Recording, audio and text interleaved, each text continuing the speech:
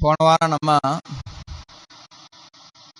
கிருஷ்ணருடைய விஸ்வரூபத்தை பற்றி விரிவாக பார்த்தோம். அதற்கு முந்தைய அத்தியாயத்துல பகவான் கிருஷ்ணர் தன்னுடைய வைபவங்களை பற்றி பெரிய பட்டியலிடுறார். அந்த பட்டியலை கொடுத்துட்டு இந்த வைபவங்கள் எல்லாம் விரிவா தெரிஞ்சுக்கிறதுனால என்ன பிரயோஜனம்? அவசியமே இல்லை. ஏன்னா நான் என்னுடைய சக்தியினுடைய ஒரு சிறிய பகுதியினாலேயே இது எல்லாவற்றையும் பார்த்து கொள்கிறேன் அப்படின்னு சொல்றார். அப்ப 11வது அத்தியாயத்தினுடைய ஆரம்பத்துல இயற்கையாக அர்ஜுனன் இந்த கேள்வியை எழுப்புறான். சரி கிருஷ்ணா, நீங்க உங்களை பற்றி இப்படியெல்லாம் சொன்னீங்க, ஆனா அதே விஷயத்தை எனக்கு காட்டினீங்க அப்படின்னா நல்லா இருக்கும். அர்ஜுனன் அப்படி கேட்பதற்கான காரணம் என்னன்னா, வருங்காலத்துல நிறைய பேர் தங்களையே கடவுள் அப்படின்னு சொல்லி ஏமாற்றலாம். அப்படி ஏமாற்றக்கூடிய நபர்கள் கிட்ட மக்கள் உங்களுடைய விஸ்வரூபத்தை காட்டுங்க அப்படின்னு சொல்லி கேட்கலாம். இந்த காரணத்திற்காக அர்ஜுனன் கிருஷ்ணர் கிட்ட உங்களுடைய விஸ்வரூபத்தை கொஞ்சம் காட்டுங்கள் அப்படின்னு சொல்லி கேட்க வேண்டிய தேவை இருக்கு. கிருஷ்ணர் அந்த விஸ்வரூபத்தினுடைய தன்மைகளை எடுத்து சொல்லிட்டு அந்த விஸ்வரூபத்தை பார்ப்பதற்காக விசேஷ கண்களை அர்ஜுனனுக்கு கொடுக்கிறார். அதுக்கப்புறம் அர்ஜுனன் விஸ்வரூபத்தை பார்த்து அதனுடைய தன்மைகளை விரிவாக விளக்குகிறான். எப்படி விஸ்வரூபத்துல எல்லா இடங்களிலும் கைகளும் கால்களும் கைகளும் எப்படி பரவி இருக்கு அப்படிங்கிறதை அர்ஜுனன் விவரிக்கின்றான். அதே நேரத்துல சஞ்சயன் அதனை ஒரே சமயத்துல பல ஆயிரம் சூரியன்கள் எழுந்தால் எப்படி பிரகாசமாக இருக்குமோ அந்த மாதிரி இந்த விஸ்வரூபம் பிரகாசமாக இருக்கிறதுன்னு சொல்றார். அதை தொடர்ந்து அதுக்கப்புறம் கொஞ்சம் கொஞ்சமாக அர்ஜுனன் விஸ்வரூபத்துல கால ரூபத்தையும் பார்க்கிறான். ஏன்னா கிருஷ்ணன் முதல்ல சொன்னார், நீ இப்ப எதெல்லாம் பார்க்க விரும்புகிறாயோ, எதையெல்லாம் வருங்காலத்துல பார்க்க விரும்புவாயோ அவை எல்லாவற்றையும் நீ காண்பாய் அப்படின்னார். சோ கால ரூபத்துல வருங்காலத்தையும் அர்ஜுனன் பார்க்கிறான். அப்ப எதிர்த்தரப்புல இருக்கக்கூடிய சேனையில இருக்கக்கூடியவங்க எல்லாருமே உள்ள போறத பார்க்கிறான். அப்ப அந்த தருணத்துல அவரை பார்த்து எல்லா உலகமும் பயந்து அச்சம் கொண்டு நடுங்கி கொண்டு இருக்கிறதுங்கிறதையும் பார்க்கிறோம். அதெல்லாம் பார்க்கும்போது அர்ஜுனனுக்கும் ஒரு பயம் பற்றி கொள்கிறது. அர்ஜுனனுக்குள்ளார பயம் பற்றி கொண்டதுனால அவன் கேட்கிறான், நீங்க யார், உங்களுடைய நோக்கம் என்ன அப்படிங்கிற ஒரு 2 கேள்வியை எழுப்புகிறான். அதுக்கு கிருஷ்ணர் விஸ்வரூபத்துல இருக்கக்கூடிய கிருஷ்ணர் சொல்றார், நான் காலன், உங்களை தவிர மற்றவர்கள் அனைவரையும் அழிப்பதற்காக இங்கே வந்துள்ளேன். இந்த படையில இருக்கக்கூடிய கர்ணன், பீஷ்மர், துரோணர், ஜெயத்ரதன் உட்பட அனைவரும் கொல்லப்படுவர். உங்களுடைய தரப்பிலையும் எல்லாரும் கொல்லப்படுவார்கள் அப்படிங்கிறதையும் தெரிவிக்கப்படுதாங்க. அதை தொடர்ந்து அர்ஜுனன், சரி இதுவரைக்கும் பார்த்தது போதும், நீங்க உங்களுடைய விஸ்வரூப தரிசனத்தை முடித்துக் கொள்ளுங்கள்னு கிருஷ்ணர் கிட்ட வேண்டிக் கொள்றான். அதே நேரத்துல உங்களுடைய சத்துர்புஜ ரூபத்தை பார்க்கணும்னு ஆசைப்படுறான். கிருஷ்ணர் அந்த சத்துர்புஜ ரூபத்தை காட்டிட்டு தன்னுடைய சுயம் ரூபத்தை வெளிப்படுத்தி, பக்தியினால மட்டும்தான் என்னை இந்த மாதிரி ஒருத்தரால அணுக முடியும், அந்த பக்தியானது கலங்கமற்றதாக தூய்மையானதாக இருக்க வேண்டும் அப்படின்னு சொல்லி முந்தின அத்தியாயத்தை முடிக்கிறார். இப்ப கிருஷ்ணருடைய இந்த கூட்டை பார்க்கும்போது இயற்கையாக ஒருத்தருக்கு ஒரு கேள்வி எழலாம். கிருஷ்ணர் எப்பவுமே பக்தியை பற்றி தான் சொல்கிறார், எல்லா அத்தியாயத்தையும் பக்தியை பற்றி தான் சொல்றார். ஆனா அதே நேரத்தில் விஸ்வரூபத்துல பார்க்கும்போது அப்படின்னு வியக்கக்கூடியதாக இருக்கு. நம்ம பார்க்கிறோம், அர்ஜுனனே அந்த விஸ்வரூபத்தை பார்த்துட்டு கிருஷ்ணர் கிட்ட மன்னிப்பு வேண்டாம், அதையும் நம்ம பார்த்தோம். கிருஷ்ணர் கிட்ட, உங்களை நான் தெரியாதனமா நண்பனே, யாதவா, கிருஷ்ணா இப்படிலாம் சொல்லிட்டேன், 2 பேரும் நிறைய நேரம் ஒன்றாக உறங்கி இருக்கிறோம், ஒன்றாக உணவருந்தி இருக்கிறோம். அந்த தருணங்கள்ல உங்களை ஏளனம் செய்திருக்கலாம், நகைச்சுவையாக பேசியிருக்கலாம். அதுக்கெல்லாம் என்னை மன்னித்துக் கொள்ளுங்கள் அப்படின்னு சொல்லி அர்ஜுனன் கிருஷ்ணர் கிட்ட பிரார்த்தனை செய்தான். அப்ப அர்ஜுனனுக்கே அந்த மாற்றம் வந்த போது மற்றவர்களுக்கு விஸ்வரூபத்தை பார்த்தாங்க அப்படின்னா அவங்க அதைத்தான் பெருமையாக நினைப்பார்கள், அதைத்தான் பெரிதாக நினைப்பார்கள். அதை நம்ம போன வாரமே பார்த்தோம். பக்தர்களை பொறுத்த வரைக்கும் விஸ்வரூபம் அப்படிங்கிறது ஒரு பொருட்டு கிடையாது. ஆனா வெளியில இருக்கவங்களுக்கு விஸ்வரூபங்கிறது தான் பெரிய ஒரு விஷயம். அப்ப அந்த விஸ்வரூபம் அப்படிங்கறது அதை பற்றி கேட்டுட்டு சில பேர் அந்த விஸ்வரூபத்தின் மேல பற்றுதல் கொள்ளலாம். அந்த விஸ்வரூபம் அப்படிங்கிறது என்னன்னா தற்காலிகமான ஒரு ரூபம். அதாவது இந்த உலக தோற்றத்துக்குள்ளார இருக்கக்கூடிய கிருஷ்ணருடைய அருவமான ஒரு தன்மை. அதனால அருவமான பரம்பொருள் மேல ஒருத்தர் ஆர்வம் கொண்டு விடலாம். அதே நேரத்துல கிருஷ்ணர் எப்பவுமே பக்தியை பற்றி தான் உறுதியாக எடுத்து சொல்றார். அதனால அர்ஜுனன் கிருஷ்ணர் கிட்ட பக்தியோடு அவரை வழிபடுவது சிறந்ததா இல்லை அருவ பிரம்மனில் அவரை வழிபடுவது சிறந்ததா அப்படிங்கிற கேள்வியை இந்த 12வது அத்தியாயத்தினுடைய ஆரம்பத்துல எழுப்புகிறான். ஸ்ரீல பிரபுபாதர் இந்த பொருளுரையில எழுதுவார், உண்மையில அர்ஜுனன் தன்னுடைய நிலையை உறுதிப்படுத்திக் கொள்ள விரும்புகிறான். அர்ஜுனன் கிருஷ்ணனுடைய பக்தன். அவன் தன்னுடைய நிலை பாதுகாப்பானதாக இருக்கா அப்படிங்கிறத உறுதிப்படுத்திக் கொள்ள விரும்புகிறான் அப்படின்னு சொல்லி பிரபுபாதர் எழுதுறார். இப்போ ஒவ்வொன்றாக நம்ம பார்க்கலாம். இந்த அத்தியாயம் மிகச்சிறிய அத்தியாயம், 20 ஸ்லோகங்கள் மட்டுமே கொண்ட அத்தியாயம். நிறைய நேரங்கள்ல இந்த அத்தியாயத்தினுடைய எல்லா ஸ்லோகங்களும் மக்கள் நினைவில் வைத்துக் கொள்றத பார்க்கின்றோம். உச்சரிக்கிறதுக்கும் ரொம்ப எளிமையான ஒரு அத்தியாயம், பக்தி தொண்டு. இந்த அத்தியாயத்தினுடைய தலைப்பு. அர்ஜுனன் முதல்ல கேள்வி கேட்கிறான். ஏவம் சதத யுக்தாயே பக்தாஸ்த்வம் பர்யுபாசதே ஏசாப்யக்ஷரம் அவ்யக்தம் தேஷாம் தே யோக வித்தமாக. அர்ஜுனன் வினவினான், மிகவும் பக்குவமானவர்களாக கருதப்படுபவர்கள் யார்? எப்போதும் உமது பக்தி தொண்டில் முறையாக ஈடுபட்டிருப்பவர்களா அல்லது தோன்றாத அருவ பிரம்மனை வழிபடுபவர்களா? இங்க சதத யுக்தா, யுக்தா அப்படின்னா ஈடுபட்டிருக்கல், சதத அப்படின்னா எப்பவுமே ஈடுபட்டு, உங்களுடைய பக்தி தொண்டில ஈடுபட்டு இருக்கக்கூடிய பக்தா, நேரடியா அந்த வார்த்தையை உபயோகம். பக்தா ஸ்துவாம் பரியுபாசத்தே. பரியுபாசத்தே அப்படின்னா வழிபடுறோம்.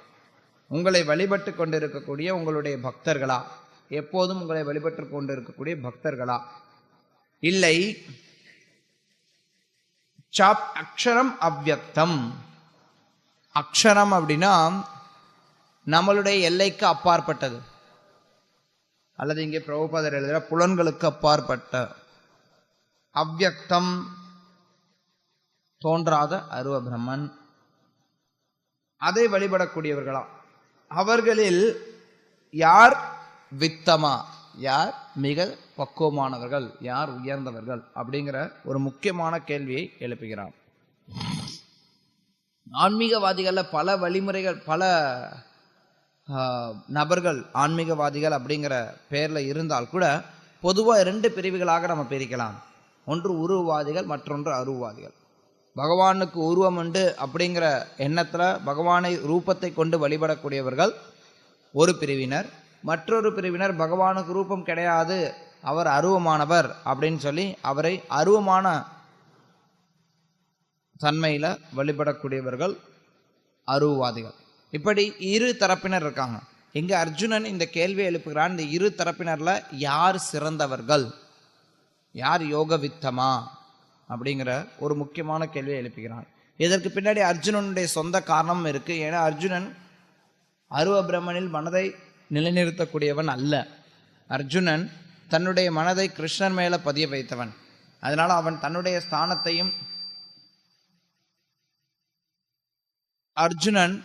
ஸ்தானத்தையும் உறுதிப்படுத்திக் கொள்ள விரும்புகிறான். ஸ்ரீல பிரபுபாதரை பற்றி தன்னுடைய பொருளுரையில விளக்குகிறார். அருவவாதிகள் ஒரு பிரிவினர், உருவத்தை வழிபடுவர் ஒரு பிரிவினர்.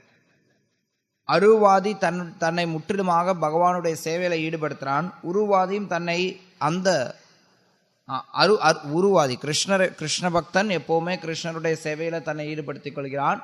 அருவாதியும் தன்னை இதர செயல்களில் ஈடுபடுத்திக் கொள்கிறான். ஆனால் அவன் மறைமுகமாக அருவ பிரம்மனின் மீதான தியானத்தில் தன்னை ஈடுபடுத்திக் கொள்கிறான். இப்ப இந்த அத்தியாயத்துல பக்தி தொண்டுதான் மிக உயர்ந்தது அப்படிங்கிறது நிலைநாட்டப்படும். அதை மீண்டும் நிலைநாட்டுவதற்காக கிருஷ்ணர் ஏற்கனவே 6ஆம் அத்தியாயத்தினுடைய முடிவில் சொல்லிட்டார், பக்தனே மிகச்சிறந்தவன். யோகினாம் அப்படி சர்வேஷாம் அத்கதேரந்தர ஆத்மனா ஸ்ரத்தவான் பஜ்ஜதே யோமாம் சமே யுக்த தமோமதக. 6ஆவது அத்தியாயத்தினுடைய இறுதியில் கிருஷ்ணர் என்னுடைய பக்தனே மிகச்சிறந்தவன்கிறத சொல்லிட்டார். இப்போ மறுபடி அதே கூற்றை, என்னுடைய பக்தனே மிகச்சிறந்தவன் அப்படிங்கிற அதே கூற்றை கொண்டு வரப்படுகிறது இங்கே 12ஆவது அத்தியாயத்தினுடைய இறுதியிலும். 7ஆவது அத்தியாயத்திலிருந்து 12ஆவது அத்தியாயம் வரைக்கும் இருக்கக்கூடியது பக்தி தொண்டனுடைய பக்தி தொண்டை குறிப்பிட்டு சொல்லக்கூடிய முக்கியமான அத்தியாயங்கள். இங்கே அதை அர்ஜுனன் இன்னும் தெளிவாக கொண்டு வரணும்னு பார்க்குறான். அருவாதியிலும் நாம் பார்க்கலாம், சில பேர் வெறும் அவ்யக்தத்தை வழிபடுவார்கள். இன்னும் சில பேர் பரம்பொருளை அந்த விஸ்வரூபத்தோடு இணைத்து வழிபடக்கூடிய அருவவாதிகள் இருப்பாங்க. ஸோ அதுலேயும் பல தரப்பினர் இருக்காங்க. அவங்களில் யார் சிறந்தவராக கருதப்பட வேண்டும் அப்படிங்கிறது தான் இங்கே கேள்வியாக எழுப்பப்படுது. சில பிரபுபாதர் இங்கே எழுதுகிறார், உண்மையில் பூரண உண்மையின் அருவத்தன்மையை பக்குவமாக உணர்வது இயலாததாகும். இங்கே மட்டும் கிடையாது, ஆன்மீக உலகத்துக்கே போனால், ஆன்மீக உலகத்திலே இருந்தால் கூட அருவத்தன்மையை பக்குவமாக உணர்வது இயலாதது. ஜட உலகிலும் சரி, பரமபுருஷனின் ஆன்மீக உலகிலும் சரி, அருவத்தோற்றத்தின் மீது தியானம் செய்வது கடினமானதாகும். அப்ப என்ன ஆகுது, அப்படி கடினமானதுங்கிற பட்சத்தில் அது மேல தியானம் பண்றது எதுக்கு? அத்தகு கால விரயத்தின் பயன் என்ன? எதுக்காக டயத்தை வேஸ்ட் பண்ணிட்டு இருக்கணும்? அதை அர்ஜுனன் கூற விரும்புகிறான். கிருஷ்ணரின் தனிப்பட்ட உருவத்தின் மீது பற்றுதல் கொள்வதே சாலச் சிறந்தது. ஏனெனில் அதன் மூலம் ஒரே சமயத்தில் மற்ற எல்லா உருவத்தையும் புரிந்து கொள்ள முடியும். மேலும் கிருஷ்ணரின் மீதான தனது அன்பிற்கு எந்த தொந்தரவும் இருக்காது என்பதை அர்ஜுனன் 11ஆம் அத்தியாயத்தில் உணர்ந்தான். இப்படி கிருஷ்ணருடைய வாயினாலேயே பக்தி தொண்டனுடைய மகத்துவத்தை தெரிந்து கொள்ளணும் அப்படிங்கிற கருத்தோட அர்ஜுனன் இந்த கேள்வி எழுப்புகிறான். கிருஷ்ணர் அதற்கு தெளிவான பதிலை 2வது ஸ்லோகத்திலேயே கொடுத்துறார். ஸ்ரீ பகவானுவாச்ச மையாவேஸ்ய மனோயோயாம் ஏயாம் மையாவேஸ்ய மனோயேயாம் நித்யயுக்தா உபாசதே ஸ்ரத்தையா பரயோபேதாஸ் தேமே யுக்த தமோமதாக. புருஷோத்தமரான முழுமுதற் கடவுள் கூறினார், எனது தனிப்பட்ட உருவின் மீது மனதை நிலைநிறுத்தி திவ்யமான நம்பிக்கையுடன் எப்போதும் எனது வழிபாட்டில் ஈடுபட்டிருப்பவர்கள் மிகவும் பக்குவமானவர்களாக என்னால் கருதப்படுகிறார்கள். தெளிவா இங்க கிருஷ்ணர் பதில் சொல்லிடுறார். யார் மிகச் சிறந்தவன், அருவவாதியா உருவவாதியா அப்படிங்கிற கேள்விக்கு இங்கே தெளிவான பதில் கொடுக்கப்படுது. யார் ஒருத்தர் பகவான் கிருஷ்ணர் மேல பக்தி செலுத்துறாங்களோ அவங்க சிறந்தவர்கள். கிருஷ்ணர் அதையும் தெளிவா சொல்ற, மையாவேஸ்ய என் மீது நிலைநிறுத்தி கிருஷ்ணரை வழிபடக்கூடியவர்கள். மையாவேஸ்ய மனோயோ ஏமாம் மனதை என் மீது நிலைநிறுத்தி என்னை நித்தியயுக்தா உபாசத்தே நித்தியமாக வழிபடக்கூடியவர்கள். எப்படி வழிபடுறாங்க? ஸ்ரத்தையோ நம்பிக்கையோட. இப்படி ஸ்ரத்தையோ பரையோ பேதஸ் திவ்யமான ஒரு நம்பிக்கையோட அவங்க என்னை பற்றிய செயல்களில் ஈடுபட்டிருக்கிறார்கள். அவர்கள் மிகச் சிறந்தவர்கள், மிகவும் பக்குவமானவர்கள். சில பிரபுபாதர் இந்த பொருளில் எழுதுகிறார், கிருஷ்ண பக்தனுக்கு எந்த ஒரு பௌதிக செயலும் கிடையாது. கிருஷ்ண பக்தனுடைய எல்லா செயல்களும் கிருஷ்ணரை சார்ந்து இருக்கக்கூடியதுனால அது எல்லாமே ஆன்மீகமானது. கிருஷ்ண பக்தன் எந்த செயல்களை செய்தாலும் அது ஆன்மீகமானது. கிருஷ்ண பக்தன் சில நேரத்தில் ஜபம் பண்ணலாம், சில நேரத்தில் கீர்த்தனம் பண்ணலாம், சில நேரத்தில் கடைக்கு போய் பொருள் வாங்கிறதுக்கு போகலாம், சில நேரத்தில் சமைக்கலாம், சில நேரத்தில் கிருஷ்ணருக்காக வண்டி ஓட்டலாம், சில நேரத்தில் கிருஷ்ணருக்காக பேசலாம். கிருஷ்ணருக்காக எந்த காரியத்தை வேண்டுமானாலும் ஒரு பக்தன் செய்யலாம். அப்படி கிருஷ்ணருக்காக செய்யப்படும் எல்லா காரியங்களுமே தெய்வீகமான செயல்கள். அதைத்தான் ஸ்ரீல பிரபுபாதர் இந்த பொருளுரையில் எழுதுறார். அவர் எழுதுறார், தூய பக்தன் சதா சர்வகாலமும் செயலில் ஈடுபட்டுள்ளான். சில நேரங்களில் அவன் ஜெபம் செய்கிறான், சில நேரங்களில் கிருஷ்ணரை பற்றி நூல்களை படிக்கவோ கேட்கவோ செய்கிறான், சில நேரங்களில் பிரசாதம் சமைக்கிறான், சில நேரங்களில் கிருஷ்ணருக்காக ஏதேனும் வாங்குவதற்கு சந்தைக்கு செல்கிறான், சில நேரங்களில் ஆலயத்தை தூய்மை செய்கிறான், பாத்திரங்களை கழுவுகிறான். இவ்வாறாக அவன் எதை செய்தாலும் சரி தனது செயல்களை கிருஷ்ணருக்காக அர்ப்பணிக்காமல் நொடி பொழுதையும் கழிப்பதில்லை. அத்தகு செயல் பூரண சமாதியில் இருப்பதாகும். கிருஷ்ண பக்தனுடைய செயலானது பூரண சமாதியில் இருக்கு. முற்றிலும் மிக உயர்ந்த ஸ்தானத்துல, மிக உயர்ந்த நிலையில அவனுடைய செயல் இருக்கின்றது. இப்ப சரி, பக்தனுடைய நிலை இது. மற்றவர்களுடைய நிலை என்ன? அருவ பிரம்மனை வழிபடக்கூடியவர்களின் நிலை என்ன? அந்த நிலை இங்கே அடுத்த 2 ஸ்லோகங்கள்ல சொல்லப்படுது. ஏத்வக்ஷரம் அனிர்தேஷ்யம் அவ்யக்தம் பரியுபாசதே சர்வத்ரகம் அச்சிந்த்யம் ச கூட்டஸ்தம் அச்சலம் த்ருவம் சந்நியம்யேந்திரிய கிராமம் சர்வத்ர சமபுத்தயः தே ப்ராப்னுவந்தி மாமேவ சர்வபூதஹிதே ரதாः. இங்க கிருஷ்ணர் அந்த தோற்றமில்லாத புலன்களுக்கு அப்பாற்பட்ட அருவ பிரம்மனை பற்றி சொல்றார். ஆனால் தோற்றமளிக்காததும் புலனுணர்விற்கு அப்பாற்பட்டு இருப்பதும் எங்கும் நிறைந்ததும் சிந்தனைக்கு எட்டாததும் மாற்றமில்லாததும் நிலையானதும் அசைவற்றதுமான பூரண உண்மையின் அருவத்தன்மையை முழுமையாக வழிபடுபவர்கள் பல்வேறு புலன்களை கட்டுப்படுத்தி எல்லோரிடமும் சம நோக்கத்துடன் பழகி அனைவருக்கும் நன்மை தரும் செயல்களில் ஈடுபட்டு இறுதியில் என்னை அடைகின்றனர். அருவ பிரம்மனின் மூலமாக வழிபடக்கூடியவர்களும் இறுதியில கிருஷ்ணரைத்தான் அடைகிறார்கள். ஆனால் கிருஷ்ணருடைய முழுமையான ரூபத்தை அவங்க அடையிறது, அதாவது பரம்பொருளுடைய இறுதி நிலையை அவர்கள் அடையிறது கிடையாது. அவங்க பிரம்மஜோதி அடைந்தால் கூட அதுவும் கிருஷ்ணரை அடையிறது தான். ஏன்னா பிரம்மஜோதியும் கிருஷ்ணர் தான், கிருஷ்ணர்லேருந்து வரக்கூடிய ஒளி தான். ஆனால் அந்த வழிமுறையானது கிருஷ்ணர் இங்கே சொல்றார், பல்வேறு புலன்களை கட்டுப்படுத்தி எல்லோரிடமும் சமநோக்கத்துடன் பழகி அனைவருக்கும் நன்மை தரும் செயல்களில் ஈடுபட்டு இவர்கள் என்னை அடைகிறார்கள். சரி, அது எப்படிப்பட்டது? கிருஷ்ணன் அடுத்த ஸ்லோகத்தில் மேலும் தொடர்றார்.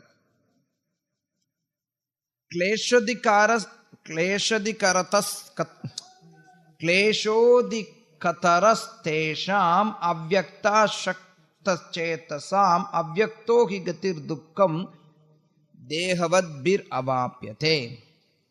எவரது மனம் பரமனின் தோன்றாத அருவத்தன்மையிடம் பற்றுதல் கொண்டுள்ளதோ அவர்களது வளர்ச்சி மிகவும் கடினமானதாகும். கிருஷ்ண சொல்ற, கிளேஷோ கடினமானது.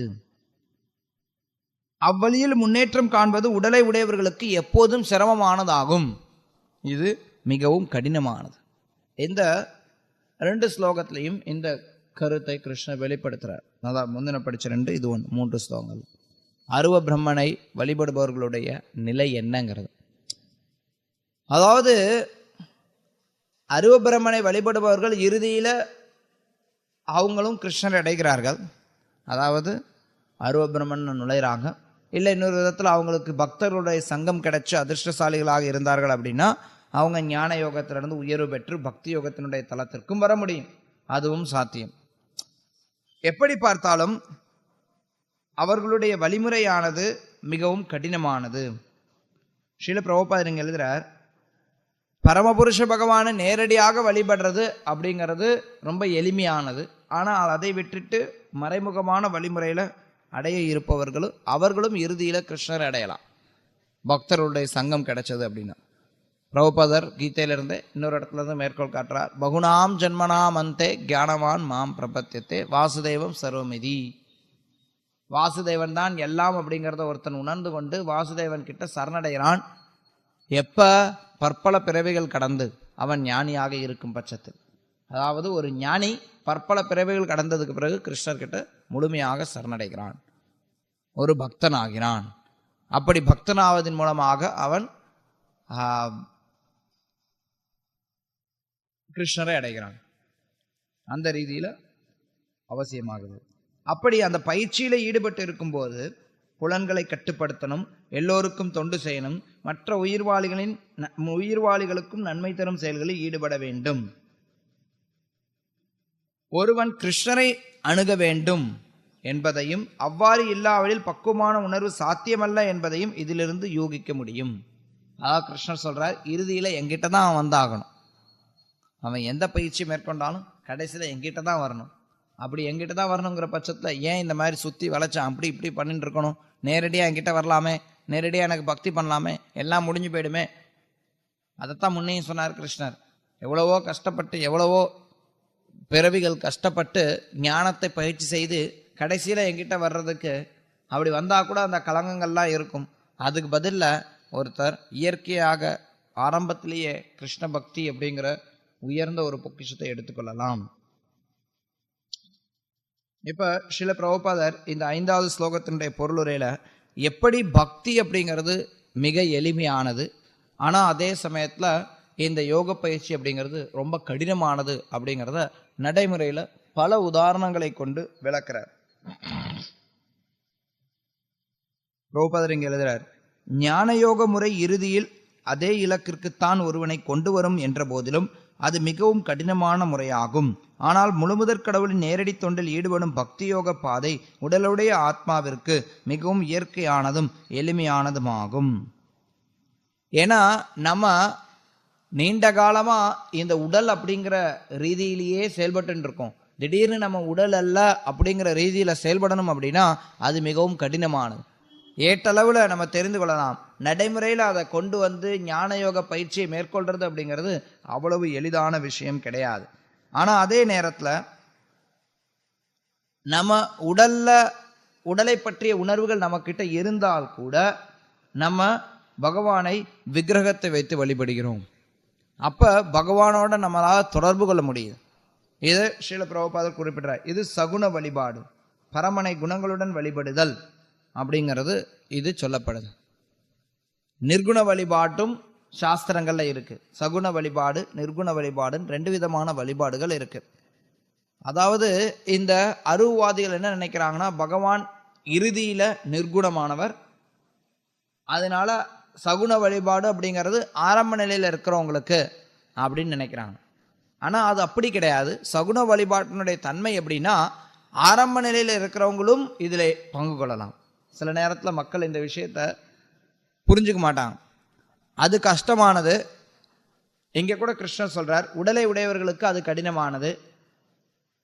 நீ உடலோட இருக்கிறதுனால உனக்கு பக்தி தொண்டு அவசியமாகுது.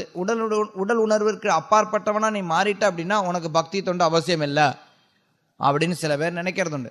ஆனா அது மொத்த விஷயத்தையும் தவறா புரிஞ்சுக்கிறது ஆகும். அதாவது உடலோட இருந்தால் கூட பக்தி தொண்டு பயிற்சி செய்ய முடியும், உடல் இல்லாம இருந்தால் கூட பக்தி தொண்டு பயிற்சி செய்ய முடியும். எப்பவுமே பக்தி தொண்டு மிகச் சிறந்ததாகும்.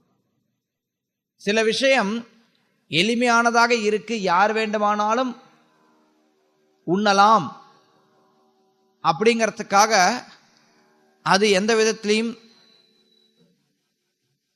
தாழ்ந்த உணவாகிறது கிடையாது. சில பேர் சொல்லலாம், அரிசி ஒரு உதாரணத்துக்கு பார்த்தோம்னா, அரிசி வேகாம இருக்குன்னு வச்சுக்கோங்க, அதான் அரைகுறையா வந்திருக்கு, இது சாப்பிட்டா வயிற்று வலி வரும்பா பொதுவா அப்படின்னு சொல்றாங்க. சில பேருக்கு அதை நல்ல அரைக்கக்கூடிய சக்தி இருக்கிறவங்களுக்கு அதை சாப்பிட்டா ஒன்றும் ஆகாது. அப்ப அந்த அரைகுறையா வெந்த சாதம் இருக்கு, நல்லா வெந்திருக்க சாதமும் இருக்கு. ஒருத்தர் ரெண்டையும் பார்த்துட்டு சொல்றார், இது ரொம்ப எளிமையானதுப்பா ஜீர்ணிக்கிறதுக்கு, வயிறில் எவ்வளோ பிரச்சனை இருந்தாலும் சரி அவங்களால கூட இது ஜீர்ணிக்க முடியும்னு சொல்றார். அதுக்காக அந்த வேகாத அரிசி தான் உயர்ந்தது அப்படின்னு அர்த்தம் கிடையாது. இது சும்மா பிரச்சனை உள்ளவங்களுக்கு இந்த வெந்த அரிசி, எங்களுக்கெல்லாம் வேகாத அரிசி தான் நல்லது அப்படின்னு எடுத்துக்க முடியாது. புரியுதா நான் சொல்ற விஷயம்? அது மாதிரி சில நேரத்தில் இந்த மக்கள் நினைச்சுப்பாங்க, சரி இந்த அருவவாதம் தான் உயர்ந்தது, உருவவாதம் சகுன வழிபாடு அப்படிங்கிறது நிர்குணத்தை யோசிக்க முடியாத நபர்களுக்கு அப்படின்னு நினைச்சுப்பாங்க. ஆனா அது உண்மையே கிடையாது.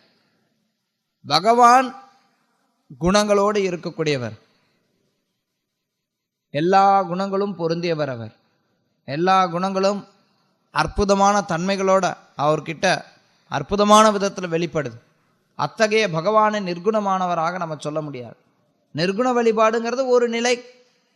அந்த நிலையில் இருக்கக்கூடியவங்க படிப்படியாக முடிந்தால் அவர்கள் சகுன வழிபாட்டிற்கு பகவானை ரூபத்தில் வழிபடக்கூடிய தன்மைக்கு வரலாம், பக்தர்களுடைய சங்கம் கிடைச்சது அப்படின்னா.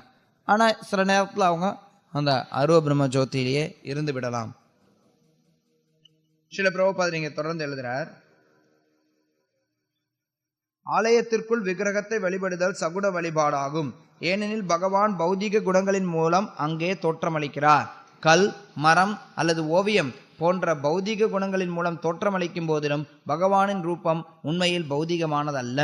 இது பரமபுருஷனின் பூரண தன்மையாகும்.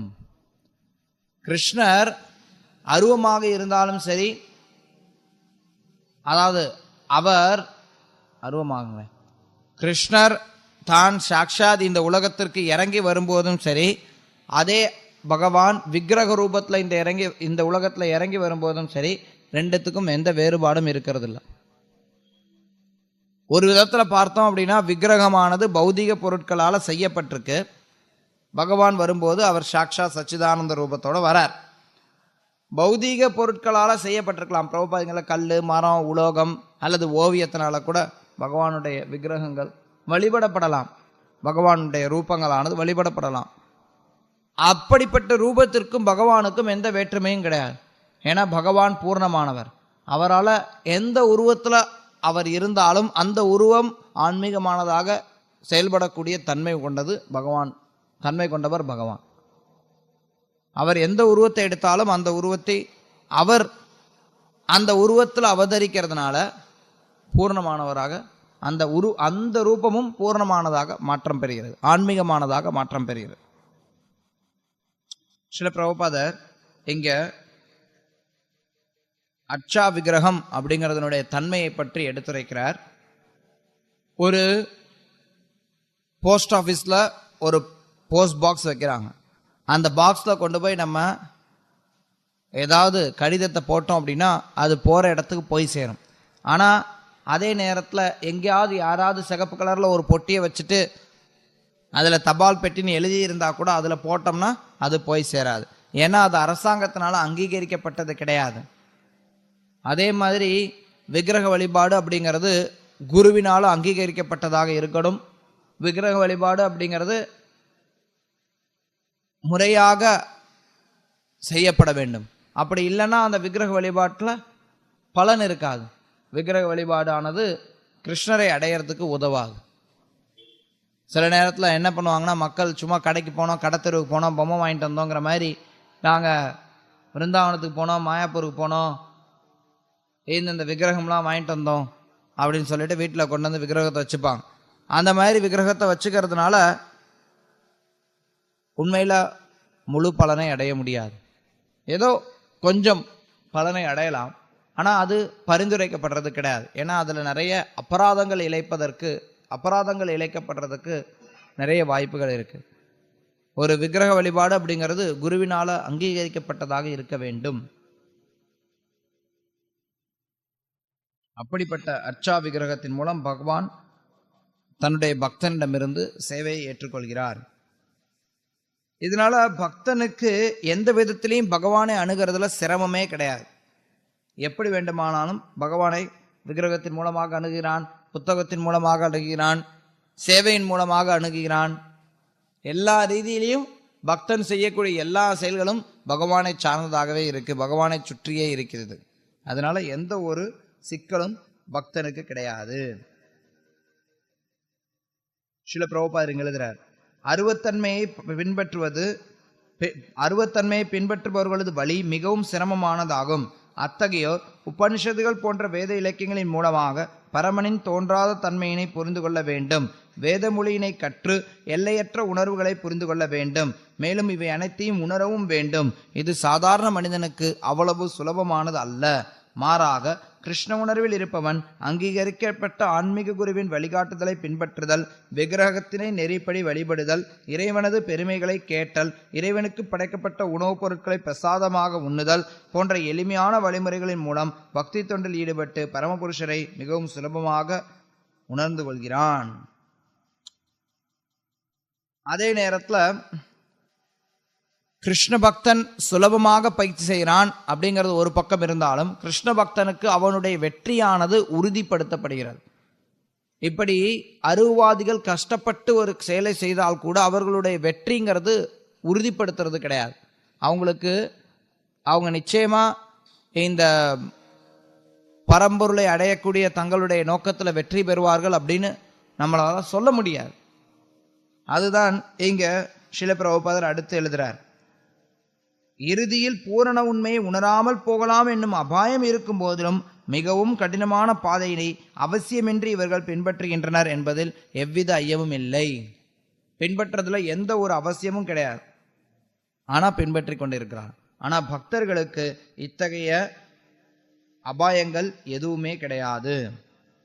பக்தன் பிரம்மன் எது, பிரம்மன் அல்லாது எது, அது மாதிரி தன்னுடைய நேரத்தை அதை அலசி ஆராயறதுல வீணடிக்கிறது கிடையாது. பக்தன் தன்னுடைய உண்மையான நிலையில இருந்து செயல்படுகிறான். சரி, இப்ப இந்த 3 ஸ்லோகங்கள்ல கிருஷ்ணர் அருவ பிரம்மனை வழிபடுபவர்களுடைய தன்மையும் அவர்களுடைய இலக்கு எப்படி கடினமானது அப்படிங்கிறதையும் சொல்லிட்டு மறுபடி பக்தனை பற்றி பேச ஆரம்பிக்கிறார். பக்தனுக்கு தான் எப்படி உதவி செய்கிறேன் அப்படிங்கிறத கிருஷ்ணர் இங்க பேசுறார். ஏத்து சர்வாணி கர்மாணி மை சந்நியஸ்ய மத்பரா அனன்யேனைவ யோகேன மக் தியாயந்த உபாசதே தேசாமஹம் சமுத்தர்த்த மிருத்யு சம்சார சாகராத் பவாமி நச்சிராத் பார்த்த மையாவேசித சேதசாம்.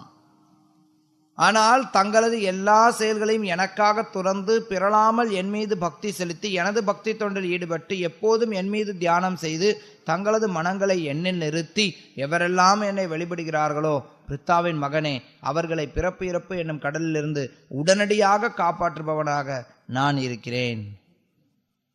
எங்க கிருஷ்ணர் பக்தர் அல்லாதோருக்கும் பக்தருக்கும் மிக தெளிவான ஒப்புமையை கொடுக்கிறார். அவனுடைய பாதை மிக கடினமானதுன்னு சொல்லிடுறார். அடுத்து இங்க பக்தனுடைய பாதை மிகவும் எளிமையானது.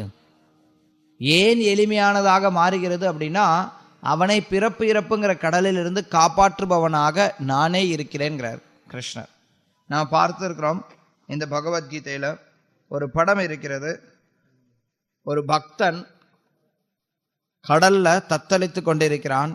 கிருஷ்ணர் கருட வாகனத்தில் அந்த பக்தனை அந்த பிறப்பு இறப்புங்கிற கடல்ல இருந்து காப்பாற்றுகிறார். நேரடியாக காப்பாற்றுகிறார். கிருஷ்ணர் ஸ்வயம் அவரே காப்பாற்றுகிறார். அதற்கு என்ன தேவை? தூய்மையான பக்தியில ஈடுபட வேண்டும். பிறளாமல் என் மீது மனதை செலுத்தி என் மீது பக்தி செலுத்தி என்னில் வழிபடுவதில் ஈடுபட்டு இருக்கக்கூடிய நபர்கள், அவர்கள் கிருஷ்ணரை எளிதில் அடைகிறாங்க. இதுதான் ரொம்ப விசேஷமானது. பக்தி தன்னுடைய விசேஷ தன்மை இது. பக்தர்களை கிருஷ்ணர் சாட்சாத் அவர் நேரடியாக காப்பாற்றுகிறார். மற்றவர்களுக்கு கிருஷ்ணர் உதவி செய்யறது கிடையாது. நிச்சயமா பரம்பொருளை அடையிறது அப்படிங்கிற பாதை எப்பவுமே கடினமானதுதான். எப்படிங்க அது பக்தி மட்டும் எளிமையாயிடுமா என்ன அப்படின்னு கேட்கலாம். பக்தியும் எளிமையானதுங்கிறது கிடையாது. பக்தியும் கடினமான பாதை தான்.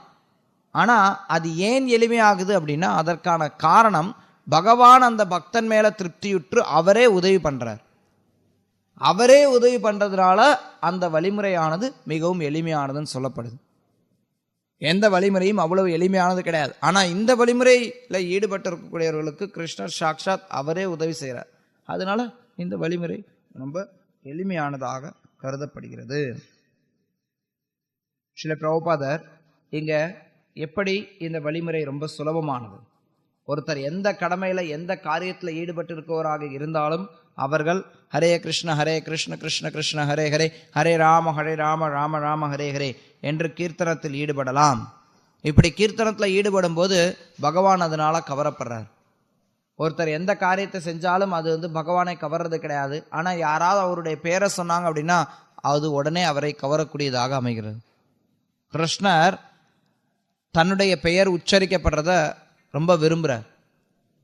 அதில் என்ன அவருக்கு திருப்தி அப்படின்னா, அதை புரிந்து கொள்றதுக்கு நம்ம கொஞ்சம் பௌதிகமான ஒரு உதாரணத்தை எடுத்து பார்க்கலாம். இந்த உலகத்தில் பெரிய பெரிய தலைவர்கள்லாம் இருக்கிறாங்க. அந்த தலைவர்கள்லாம் வரும்போது என்ன பண்ணுவாங்கன்னா, அந்த தலைவரோட பேரை சொல்லி ஜே போடுவாங்க, வாழ்க வாழ்க சொல்லுவாங்க. அப்போ என்னென்னா அது அவங்களுக்கு கொஞ்சம் மகிழ்விக்கக்கூடியதாக இருக்குது. அவங்களோட பேரை நிறைய பேர் உச்சரித்தாங்க அப்படின்னா அது அவங்களுக்கு ஒரு வகையான திருப்தியை கொடுக்குது. இது கட்டுண்ட ஜீவன்கள்லேயே நம்ம பார்க்குறோம். அதாவது இந்த கட்டுண்ட ஜீவனானது தன்னுடைய சொந்த பெருமைகளை, தன்னுடைய சொந்த பெயரை கேட்பதற்கு விரும்புது. ஆனால் இது திரிபடைந்த பிம்பமாக இருக்கக்கூடிய காரணத்தினால இது ஒருத்தரை பந்தப்படுத்தக்கூடியதாக அமைகிறது. ஆனால் அதே தன்மையானது பகவான் கிட்ட தூய்மையானதாக இருக்கு. பகவான் அவருடைய பெயர் உச்சரிக்கப்படும் போது அது அவரை இழுக்குது. இப்போ இங்கே ஒரு பக்தர் இருக்கிறார் அப்படின்னா அந்த பக்தரை நம்ம பேர் சொல்லி கூப்பிட்றோன்னா அந்த பக்தர் உடனே அப்படின்னு திரும்புகிறார். நம்ம ஏதாவது செயல்களை செஞ்சுட்டே இருக்கலாம், நம்ம பாட்டுக்கு நம்ம வேலையை பார்த்துட்டே இருக்கலாம். இன்னொருத்தர் பக்கத்தில் இன்னொரு அவர் வேலையை பார்த்துட்டே இருக்கலாம். அதே நேரத்தில் நம்ம அந்த நபரை பேரை சொல்லி கூப்பிட்டோம் அப்படின்னா உடனே அவர் அப்படின்னு திரும்புவார். அது மாதிரி சில பிரபுபாதிகள் சொல்றார், நம்ம கிருஷ்ணருடைய நாமத்தை சொல்லும்போது அது கிருஷ்ணரை கவர்ந்து இழுக்கிறது. கிருஷ்ணர் நம்மளை நோக்கி திரும்புற உடனே, கிருஷ்ணர் எப்பவுமே நம்மளை பார்த்துட்டு தான் இருக்கிறார். அவருடைய நாமத்தை சொல்லி கூப்பிட்ட உடனே வரார். சில பிரபுபாதர் வராக புராணத்திலிருந்து ஒரு ஸ்லோகத்தை மேற்கோள் காட்டுறார். நயாமி பரமம் ஸ்தானம் அர்ச்சிர் ஆதிகதிம் வினா கருடஸ்கந்தம் ஆரோபிய எதேச்சம் அனிவாரிதஹ. ஒரு பக்தன் தனது ஆத்மாவை ஆன்மீக லோகங்களுக்கு மாற்றிக்கொள்ள அஷ்டாங்க யோகத்தை பயிற்சி செய்ய வேண்டிய அவசியமில்லை. பக்தனுக்கான பொறுப்பை முழுமுதற் கடவுளை ஏற்றுக்கொள்கிறார். நானே விடுவிப்பவராக ஆகிறேன் என்று அவர் இங்கே தெளிவாக கூறுகிறார். ஒரு பக்தன் நான் இங்கிருந்து அங்கே மாற்றிக்கணும், அங்கிருந்து வேற இடத்துக்கு போகணும் அப்படிங்கிறதுக்கு முயற்சி செய்ய வேண்டிய எந்த அவசியமும் கிடையாது. பகவான் ஸ்வயம் அவரே கருட வாகனத்தில் விரைந்து வர, கடல்ல விழுந்த மனிதன் எவ்வளவு கடினமாக முயற்சி செஞ்சாலும் அவன் தன்னுடைய சொந்த முயற்சியினால கரையை கடக்க முடியாது. உண்மையில எந்த திசையில் போனால் கரையை கடக்க முடியும்னு கூட நமக்கு தெரியாது. ரொம்ப வேகமாக ஒரு திசையில் போயின்னு இருக்கலாம், ஆனால் அந்த திசையில் போய் இன்னும் அதிகமாக நம்ம கடலில் சிக்கிக்கொள்ளலாம். அதுதான் இன்றைக்கி நவீன சமுதாயத்தில் நம்ம பார்த்துட்டு இருக்கிறோம். ரொம்ப வேகமாக போகிறாங்க, ஆனால் எங்கே போகிறோன்னு தெரியாமல் போயின்னு இருக்காங்க. அப்படி இந்த பௌதிக சம்சார சாகரத்துலேருந்து தப்பிக்கிறது அப்படிங்கிறது இங்கே கொஞ்ச நாள் ஓடுவோம், இந்த பக்கம் கொஞ்ச நாள் ஓடுவோம், அந்த பக்கம் கொஞ்ச நாள் ஓடுவோம், அப்படியே நீந்திக்கிட்டே இருக்க வேண்டியதுதான். ஆனால் எப்படி அந்த நீந்ததுலேருந்து அந்த உடல் அந்த கடல்லேருந்து வெளியில் வர்றதுன்னா மேலேருந்து கிருஷ்ணர் தூக்குறார். சில பிரபுபாதர், கடலில் விழுந்த மனிதன் மிக கடுமையாக முயற்சி செய்தாலும் சரி, நீந்துவதில் மிக திறமைசாலியாக இருந்தாலும் சரி, அவனால் தன்னை காப்பாற்றிக் கொள்ள முடியாது. ஆனால் யாரேனும் அங்கு வந்து அவனை நீரிலிருந்து தூக்கினால் அவன் எளிதில் காப்பாற்றப்படுவான். அதுபோலவே பகவான் தன்னுடைய பக்தனை காப்பாற்றுகிறார். நாராயணியத்தில் இருந்து இன்னொரு ஸ்லோகத்தை பிரபுபாதர் மேற்கோள் காட்டுறார். அதன் மூலம் என்ன சொல்லப்படுதுன்னா, ஒருவர் மனக்கற்பனையினால இதெல்லாம் ஈடுபடக்கூடாது. வேத சடங்கள், மனக்கற்பனை, யாகம், தானம், இதனாலெல்லாம் என்ன நன்மை அடையப்படுதோ அந்த நன்மைகள் எல்லாமே பகவான் கிட்ட பக்தி செலுத்துறதுனாலே ஒருத்தருக்கு அடையப்படுது. அதனால பிரபுபாதர் சொல்றார், ஹரே கிருஷ்ண கிருஷ்ண கிருஷ்ண ஹரே ஹரே, ஹரே ராம ராம ராம ஹரே ஹரே. இந்த கிருஷ்ணருடைய நாமத்தை சொல்றதுனால பக்தன் ரொம்ப சுலபமா கிருஷ்ணரை அடைய முடிகிறது. அடுத்ததாக கிருஷ்ணர் அதையே கருத்தை. அதனால என்னுடைய பக்தியிலே நீ ஈடுபட்டு இருப்பாயாகங்கிறத மறுபடி வலியுறுத்துற. மையேவ மன ஆதஸ்துவ மயி புத்திம் நிவேஷய நிவசிஷ்யசி மையேவ அத ஊர்த்வம் ந சம்சய. முழுமுதற் கடவுளான என் மீது உனது மனதை நிறுத்தி உன்னுடைய முழு அறிவையும் என்னில் ஈடுபடுத்துவாயாக.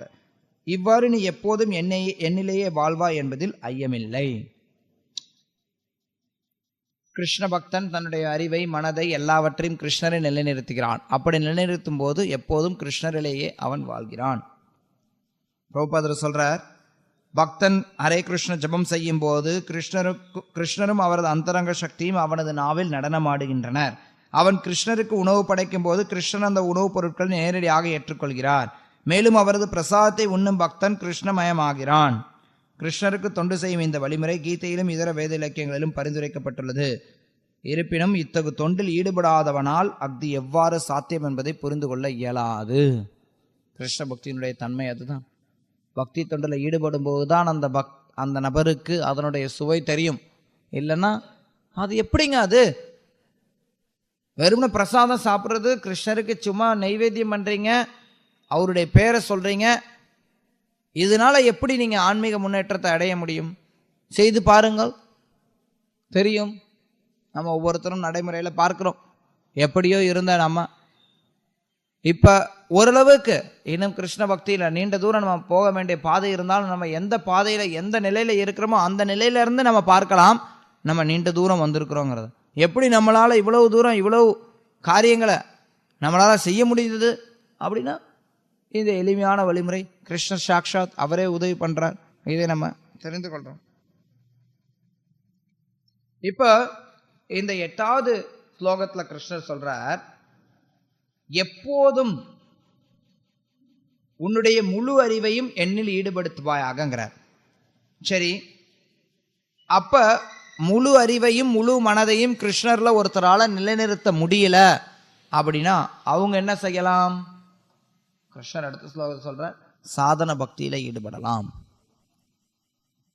ஏன்னா நம்ம பயிற்சி செய்யக்கூடிய நிலையில அல்லது பொதுவா பக்குவமடையாத பக்தர்களுக்கு மத்தியில மனதை எப்போதும் கிருஷ்ணரில் நிலைநிறுத்த முடியாது. அது கடினமானதாக இருக்கும். அத்தகைய பக்தர்கள் எத்தகைய வழிமுறையில ஈடுபடலாம்? கிருஷ்ணர் அடுத்த ஸ்லோகத்தில் சொல்றார், அதச்சித்தம் சமாதாத்தும் ந சக்ஷோஷி மயி ஸ்திரம் அபியாச யோகேன ததோ மாமிச்சாத்தும் தனஞ்சய.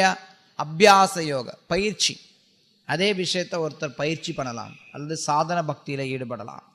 செல்வத்தை வெல்பவனான எனதன்பு அர்ஜுனா, உனது மனதை என் மீது பிறளாது நிலைநிறுத்த முடியாவிடில் பக்தி யோகத்தின் ஒழுக்க நெறிகளை பின்பற்றுவாயாக. என்னை அடைவதற்கான விருப்பத்தினை இதன் மூலம் விருத்தி செய்வாயாக. சாதன பக்தி பொதுவா கிருஷ்ணர் மேல முழு பற்றுதலோட முழுமையாக கிருஷ்ணரை நினைத்து அவருக்கு தொண்டு செய்யறதுங்கிறது பக்குவமான நிலை. ஆனால் அந்த பக்குவமான நிலையை ஒருத்தரால் அடைய முடியாது. அது அடையறதுக்கு காலமாகும். உடனடியாக ஒருத்தரால் அந்த நிலையை அடைய முடியாது. சிரமங்கள் இருக்கலாம். அதில் மனமானது பல விதங்களில் சஞ்சலம் அடையலாம். எப்போதும் கிருஷ்ணர் மேலே நிலைநிறுத்த முடியாமல் இருக்கலாம். அதனால கிருஷ்ணர் சொல்றார், உன்னால பக்குவமான பக்தியை பயிற்சி செய்ய முடியாட்டி பக்தி யோகத்தினுடைய ஒழுக்க நெறிகளை கடைபிடிப்பாயாக.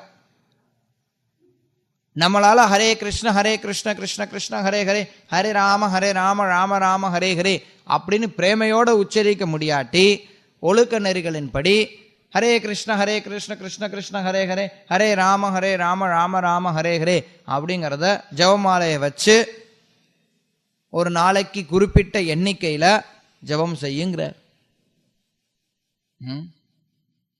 நம்மளால பிரேமையோட உச்சரிக்க முடிஞ்சதுன்னா அது வேற. ஆனா அந்த நிலையில நம்ம இல்லாத பட்சத்துல நமக்கு ஜெபமாலையை வைத்து ஜெபம் செய்யறது அப்படிங்கிற வழிபாட்டு முறை கொடுக்கப்படுது. அதே மாதிரி நம்மளால அன்போட கிருஷ்ணருக்கு நைவேத்தியம் பண்றதுக்கு அந்த தகுதிகள் இல்லாத பட்சத்துல நம்ம கிட்ட இருக்கக்கூடிய அன்போட வைத்து குருவின் மூலமாக பகவானுக்கு, குரு பரம்பரையின் மூலமாக பகவானுக்கு நைவேத்தியம் பண்றது அப்படிங்கிறது வலியுறுத்தப்படுது. நம்ம வம்சிதாஸ் பாபாஜி மாதிரி வா சாப்பிடு அப்படின்னு சொல்லி கிருஷ்ணருக்கு எதுவும் கொடுக்க முடியாது. ஏன்னா நம்ம அத்தகைய தூய்மையான நிலையில கிடையாது. அப்ப நம்ம என்ன பண்றோம்? நெறிமுறைகளை, விதிமுறைகளை கடைபிடிக்கிறோம். இதுதான் சாதன பக்தின்னு சொல்லப்படுது. சாதன பக்தி அப்படிங்கிறது எப்படிப்பட்டது? சாதன பக்தியினுடைய விவரத்தை ஸ்ரீல ரூப கோஸ்வாமி தன்னுடைய பக்தி ரசாமிரத சிந்துல கொடுத்திருக்கிறார். ஆதவ் குரு ஆசிரயம். முதல்ல ஒருத்தர் குரு கிட்ட தஞ்சம் அடைகிறார். அப்புறம் அவர்கிட்ட இருந்து சிக்ஷா பெறுகிறார், அவர்கிட்ட இருந்து தீட்சை பெறுகிறார், அவருக்கு தொண்டு செய்கிறார், கிருஷ்ண பக்தியை பற்றிய விஷயங்களை ஒன்றன் பின் ஒன்றாக தெரிந்து கொள்கிறார், எப்படி செயல்படணும் எப்படி செயல்படக்கூடாது அப்படிங்கிறதெல்லாம் கற்றுக்கொள்கிறார். அப்படி காலப்போக்கில் ஒரு நபரானவர் படிப்படியாக தூய்மை அடைகிறார். இதுதான் சாதன பக்தி. சாதன பக்தியில படிப்படியான தூய்மைக்கு வழிவகுக்கப்படுகிறது. அது நடைமுறைக்கு எல்லாராலையும் ஏற்கத்தக்கதாக இருக்கு. அதைத்தான் கிருஷ்ணன் இங்க சொல்றார். சில பிரபுபாதர் இங்க எழுதுறார், பக்தி யோகத்துல 2 வழிமுறை இருக்கு. முதல் வழிமுறை தெய்வீக அன்பினால் பரமபுருஷ பகவானை ஸ்ரீகிருஷ்ணன் மீது பற்றுதலை, பரமபுருஷ பகவானான ஸ்ரீகிருஷ்ணன் மீது பற்றுதலை உண்மையாக வளர்த்து கொண்டவர்களுக்கானது. அடுத்த வழிமுறை பரமபுருஷனின் மீது அத்தகு திவ்யமான அன்பையும் பற்றுதலையும் வளர்த்து கொள்ளாதவர்களுக்கானது. இந்த 2ஆம் நிலையினருக்கு பல்வேறு விதிமுறைகள் உள்ளன. இத்தகு விதிகளை பின்பற்றுபவன் இறுதியில் கிருஷ்ணனின் மீதான பற்றுதலை அடையும் நிலைக்கு உயர்த்தப்படுகிறான். அதுதான் வழிமுறை. பக்தி யோகத்தினுடைய வழிமுறையை பின்பற்றணும் அப்படின்னா சில பிரபுபாதர் எழுதுறார், முதல்ல பக்தி யோகத்தின் ஒழுக்க நெறிகளை பயிற்சி செய்ய விரும்புபவன் திறமை வாய்ந்த ஆன்மீக குருவின் வழிகாட்டுதலின் கீழ் சில விதிகளை பின்பற்ற வேண்டும். எங்க பகவானுக்காக தொண்டு செய்கிறோம் அப்படின்னா பகவான் தான் நமக்கு எஜமானர். ஆனால் அந்த சாதாரணமாக பௌதிக உலகத்தில் இருக்கக்கூடிய எஜமானர்கள் மாதிரி கிடையாது. பௌதிக உலகத்தில் இருக்கக்கூடிய எஜமானர்கள் எப்படிப்பட்டவர்களாக இருக்கிறாங்க? பிரபுபாத் இங்கே சொல்றார், அந்த எஜமானர்கிட்ட அன்பு கிடையாது, அவங்க கிட்ட இருந்து சம்பளம் வாங்குறவங்ககிட்டயும் அன்பு கிடையாது. சம்பளம் வாங்குறவங்களும் அதை அன்பினால செய்யறது கிடையாது, சம்பளம் தர்றவங்களும் அன்போட செயல்படுறது கிடையாது. ஆனா ஆன்மீக வாழ்க்கையில தூய அன்பினுடைய நிலைக்கு ஒருத்தர் உயர்த்தப்படுறது அவசியம்ங்கிறார். சும்மா ஏதோ கடமைக்காக நம்ம செயல்படுறது கிடையாது, அன்பினுடைய காரணத்தினால நம்ம செயல்படுத்தப்படுகிறோம். அப்படி ஆன்மீக குருவினுடைய கட்டளைகளை எப்படி பின்பற்றணும்? சில பிரபுபாதர் சொல்றார், அதிகாலையில் எழ வேண்டும், குளித்து கோயிலுக்கு சென்று பிரார்த்தனைகள் செய்து ஹரே கிருஷ்ணா ஜபம் செய்ய வேண்டும், பிறகு விக்கிரகத்திற்கு அர்ப்பணிப்பதற்காக மலர்களை சேகரிக்க வேண்டும், விக்கிரகத்திற்கு நைவேத்தியம் செய்வதற்கான உணவுப் பொருட்களை சமைக்க வேண்டும், பிரசாதம் ஏற்றுக்கொள்ள வேண்டும் மற்றும் பற்பல செயல்களை செய்ய வேண்டும். இப்படி பல சட்டத்திட்டங்கள் உள்ளன. மேலும் தூய பக்தர்களிடமிருந்து பகவத்கீதையும் ஸ்ரீமத் பாகவதத்தையும் எப்போதும் கேட்க வேண்டும். இந்த பயிற்சியின் மூலம் யார் வேண்டுமானாலும் இறையன்பு நிலைக்கு உயர்வு பெற முடியும். இப்போ பாருங்க, ரொம்ப எளிமையான வழிமுறையை தான் பிரபுபாதர் கொடுக்குறார். அதிகாலையில் எழுவோம். ஐயோ, எளிமையான வழிமுறைன்னு சொல்லிட்டு அதிகாலையில் எழுவணும்னு சொல்றீங்களே. ராத்திரி முழுக்க விழிச்சிருக்க சொல்லலையே, தூங்காமலே இருங்கன்னு சொல்லலையே, ஒத்த கால நில்லுங்கன்னு சொல்லியே, நெருப்புக்கு நடுவில் உட்காந்து தியானம் பண்ணுங்கன்னு சொல்லியே, குளிருக்கு நடுவில் போய் இமயமலையில போய் தியானம் பண்ணுங்கன்னு சொல்லலையே. அதிகாலையில் எல்லாம் சொல்றோம். அதிகாலை நேரமானது ஆன்மீக வளர்ச்சிக்கு ரொம்ப முக்கியமான, ரொம்ப எளிமையான, ஆரம்பத்தில் கொஞ்சம் கடினமாக இருக்கிற மாதிரி தெரியலாம், பயிற்சிகள் மேற்கொள்ளும் போது ஒன்றும் சிரமமானது கிடையாது. குளித்து கோயிலுக்கு சென்று பிரார்த்தனைகள் செய்து ஹரே கிருஷ்ண ஜபம் செய்ய வேண்டும். அதாவது பிரபுபாதர் நமக்கு இஸ்கான்ல எந்த வழிமுறையை கொடுத்துருக்கிறாரோ அந்த வழிமுறையை அப்படியே இங்கே நமக்கு சொல்லித்தரார். காலையில் எந்திரிக்கணும், குளிச்சுட்டு கோயிலுக்கு மங்களாரத்திக்கு போகணும். மங்களாரத்திங்கிறத பிரார்த்தனைன்னு சொல்கிறாரு இங்கே. அதுக்கப்புறம் ஹரே கிருஷ்ண ஜபம் பண்ணுறோம். அதுக்கப்புறம் என்ன பண்ணுறோம்? பகவானுக்கு அர்ப்பணிக்கிறதுக்காக மலர்களை சேகரிக்கிறோம், அவருக்காக சமைக்க ஆரம்பிக்கிறோம் நைவேத்தியம் செய்யறதுக்காக. அதுக்கப்புறம் பிரசாதத்தை ஏற்றுக்கொள்கிறோம், வேற வேற சேவைகள்லாம் செய்கிறோம். அது மட்டும் இல்லாமல் அதுக்கு நடுவில் பாகவதம் பகவத்கீதை இதெல்லாம் கேட்குறோம். இந்த வழிமுறையை நம்ம பின்பற்றும் போது வெகு விரைவில் நம்ம படிப்படியாக பக்குவ நிலைக்கு உயர்த்தப்படுகிறோம். அதைத்தான் பிரபுபாதர் இங்க பொருளுரையில் விளக்குறார். கிருஷ்ணர் அடுத்ததாக, சரி இந்த சாதன பக்தியை உன்னால பயிற்சி பண்ண முடியலன்னா என்ன பண்ணலாம்? அதை அடுத்த ஸ்லோகத்தை சொல்றார். அபியாசேபியாசோ மர்த்தோசி மத் கர்ம பரமோ பவ மதர்த்தம் அபி கர்மாணி குர்வம் சித்திம் அவாப்ஸ்யசி. பக்தி யோகத்தின் விதிகளை உன்னால் பயிற்சி செய்ய முடியாவிடில் என்ன பண்ணணும்? மத் கர்ம, எனக்காக மட்டும் செயலாற்ற முயல்வாயாக. ஏனெனில் எனக்காக செயல்படுவதன் மூலம் நீ பக்குவ நிலைக்கு வந்தடைவாய். நம்ம 11வது அத்தியாயத்தில் இது இறுதியில் இந்த மத்கர்ம அப்படிங்கிறதை பற்றி விரிவாக பார்த்தோம். கிருஷ்ணருக்காக கர்மம் செய்கிறது, கிருஷ்ணருக்காக செயல்படுறது. நம்மளால் இந்த சாதன பக்தியினுடைய விதிமுறைகளை பின்பற்ற முடியல. அப்போ கிருஷ்ணருக்காக செயல்படுங்க. அவர் தான் சொல்கிறார். பிரபுபாதர் இந்த பொருளுரையில் விளக்குறார். யாரால சாதன பக்தி பயிற்சி பண்ண முடியலையோ அவங்க வேற விதத்தில் கிருஷ்ணருடைய சேவையில் ஈடுபட முடியும். மத்கர்மல பிரபுபாதர் சொல்ற, எந்த ஒரு இயக்கத்தை நிறுவனம் ஒரு வளர்ச்சி கொண்டு வரணும் அப்படின்னா அங்கே பண உதவி, பொருள் உதவி அவசியமாகுது. அந்த விதத்தில் மற்றவர்கள் உதவி செய்யலாம். பிரபுபாதர் இங்கே எழுதுறார், பல்வேறு பக்தர்கள் கிருஷ்ண உணர்வை பிரச்சாரம் செய்வதில் ஈடுபட்டுள்ளனர். அவர்களுக்கு உதவி தேவை. எனவே பக்தி யோகத்தின் ஒழுக்க நெறிகளை ஒருவனால் நேரடியாக பயிற்சி செய்ய இயலாவிடனும் அவன் அத்தகு செயல்களுக்கு உதவி செய்ய முயற்சி செய்யலாம். எந்த ஒரு முயற்சிக்கும் நிலம், பணம், நிர்வாகம் மற்றும் தொழிலாளர்கள் அவசியம். உதாரணமாக, ஒருவன் வியாபாரம் செய்ய விரும்பினால் தங்குவதற்கான இடம், உபயோகிப்பதற்கான முதலீடு, உழைப்பாளிகள், வளர்ச்சியடைய ஒரு நிர்வாகம் ஆகியவை அவனுக்கு தேவைப்படுகின்றன. அதுபோலவே கிருஷ்ணருடைய தொண்டிற்கும் இவை தேவைப்படுகின்றன. கிருஷ்ணருடைய தொண்டிற்கும் இந்த விஷயங்கள், நிலம் தேவைப்படுது, பணம் தேவைப்படுது, நிர்வாகம் தேவைப்படுது, வேலை செய்யறதுக்கு ஆளுங்க தேவைப்படுறாங்க, இதெல்லாம் தேவைப்படுது. ஆனால் இதில் இருக்கக்கூடிய வேறுபாடு என்னன்னா, ஜட உலகத்தில் அது எல்லாமே புலனுகர்ச்சிக்காக செய்கிறாங்க. ஆனால் மத்கர்மன்னு வரும்போது அது கிருஷ்ணருடைய திருப்திக்காக செய்கிறாங்க. கிருஷ்ணருடைய திருப்திக்காக செய்யப்படும் போது அது முழுக்க ஆன்மீகமாயிடுது. தொடர்ந்து எழுதுறார், ஒருவனிடம் போதுமான பணம் இருந்தால் அவன் கிருஷ்ண உணர்வை பரப்புவதற்கான ஓர் அலுவலகத்தையோ கோயிலையோ கட்டுவதில் உதவி செய்யலாம், அல்லது புத்தகங்களை வெளியிடுவதற்கு உதவலாம். செயல்களில் பல்வேறு துறைகள் உள்ளன. ஒருவன் அவற்றில் ஆர்வமாக இருக்கணும். பல விதத்தில், அதுவும் குறிப்பாக சொல்ல போகணுன்னா, ஸ்ரீல பிரபுபாதர் இந்த இஸ்கானை ஆரம்பித்ததுனால ஒருத்தர் எந்த செயலில் திறமை உடையவராக இருந்தாலும் சரி, அந்த செயலின் மூலமாக அவங்கள தன்னை கிருஷ்ணர்கிட்ட ஒப்படைக்கிறதுக்கு வாய்ப்புடையதாக அமைகிறது. அந்த விதத்தில் பிரபுபாதர் எப்படி மத்கர்ம அப்படிங்கிறத செயல்படுத்துறதுங்கிறத சொல்கிறார். பிரபுபாதர் மேலும் சொல்கிறார், ஒருவனால் தனது செயல்களின் பலன்களை தியாகம் செய்ய முடியாவிடனும், அப்படியே முழுசாக தியாகம் பண்ண முடியல, சரி பரவாயில்ல, அவன் தனது வருமானத்தில் ஒரு சிறு பங்கையாவது கிருஷ்ண உணர்வை பிரச்சாரம் செய்வதற்காக தியாகம் செய்யலாம். கிருஷ்ண உணர்வின் நோக்கத்திற்காக ஒருவன் தானாக முன்வந்து செய்யும் தொண்டு இறை அன்பின் உயர்நிலைக்கு ஏற்றம் பெற அவனுக்கு உதவியாக இருக்கும். படிப்படியாக ஒருத்தன் உயர்வு பெறதுக்கு, பக்குவம் அடைகிறதுக்கு இந்த வழிமுறை உதவியானதாக இருக்கும் அப்படின்னு சொல்லப்படுது. அடுத்ததாக, சரி இந்த மத்கர்ம கிருஷ்ணருக்கெல்லாம் நாங்கள் எதுவும் கொடுக்க முடியாதுங்க, எங்களால் நன்கொடையெல்லாம் கொடுக்க முடியாதுங்க, கிருஷ்ணருக்கு நன்கொடை கொடுக்குறோம், கிருஷ்ணருக்காக தியாகம் பண்ணுறோம் அப்படின்னா எக்கச்சக்கமான பிரச்சனை வந்துடுங்க. உடனே ஏன் கிருஷ்ணருக்கு கொடுக்குறேன்னு 4 பேர் கேள்வி கேட்பான், பதில் சொல்ல முடியாது. அப்போ என்ன பண்ணலாம்? கிருஷ்ணர் சொல்கிறார், ஆனால் என்னை பற்றி இத்தகு உணர்விலும் உன்னால் செயலாற்ற முடியாவிடில் உனது செயலின் எல்லா விளைவுகளையும் தியாகம் செய்து ஆத்மாவில் நிலை பெற முயற்சி செய்.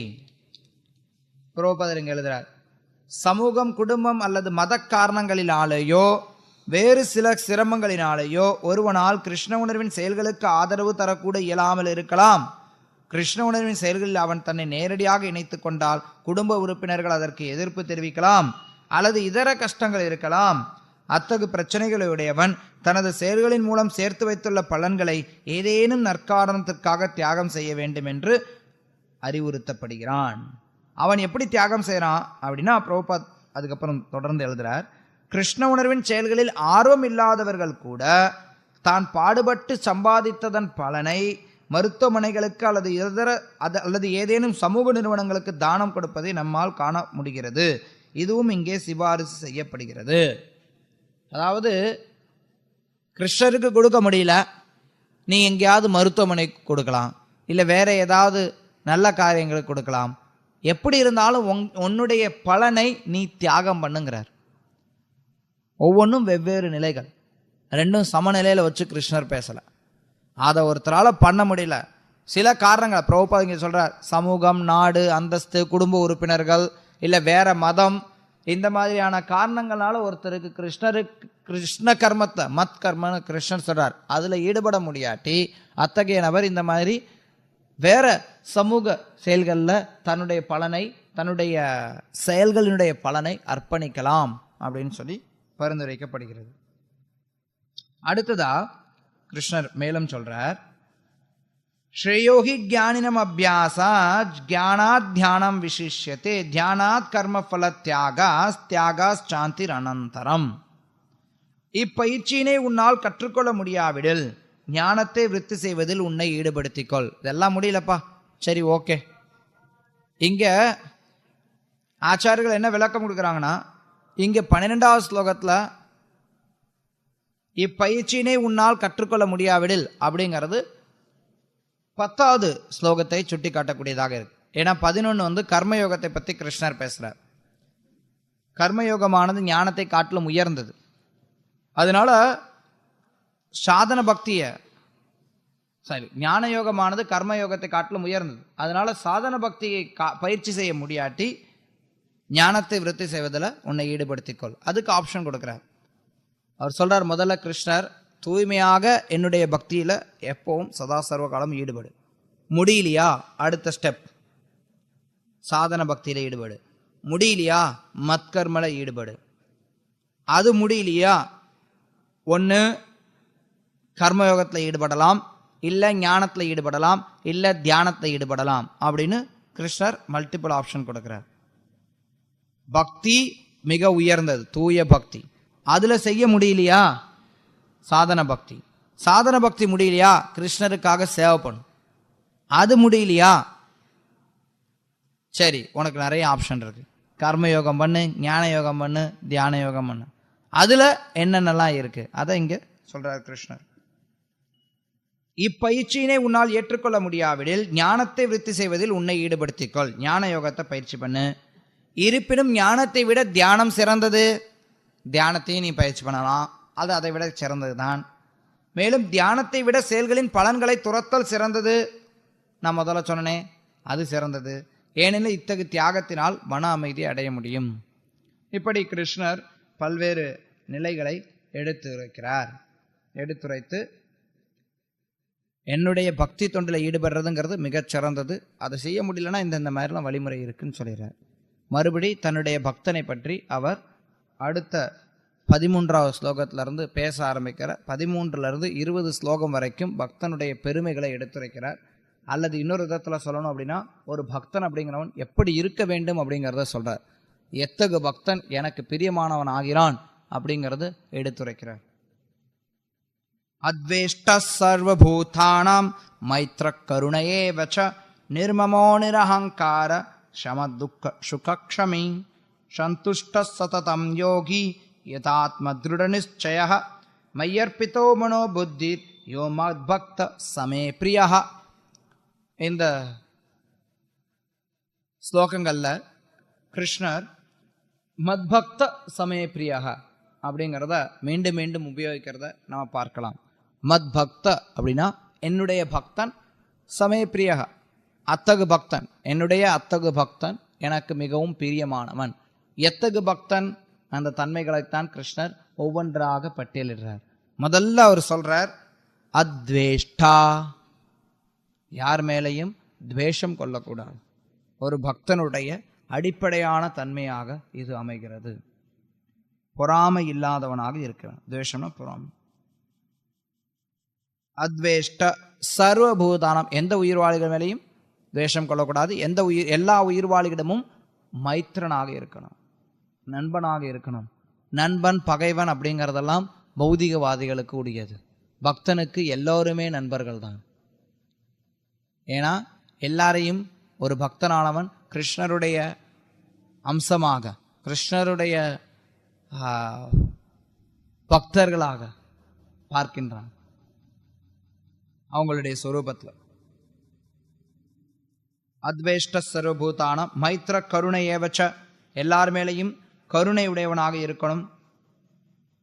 நிர்மமோ நிரஹங்கார, நிர்மம அப்படின்னா என்னுடைய சொத்து இது, இது எனக்கு சொந்தமானது, என்னுடைய சொத்துங்க இது, என்னோடது இது அப்படிங்கிற ஒரு தனது அப்படிங்கிற எண்ணம் இல்லாமல் இருக்கணும். நான் இதுக்கு உரிமையாளர் அப்படிங்கிற எண்ணம் இல்லாமல் இருக்கணும். நிரஹங்கார, அகங்காரம் இல்லாமல் இருக்கணும். சம துக்க சுகக்ஷமி, ஒருத்தனுடைய சுக துக்கங்களை சமமாக பார்த்து பொறுத்து கொள்ளக்கூடியவனாக இருக்கணும்.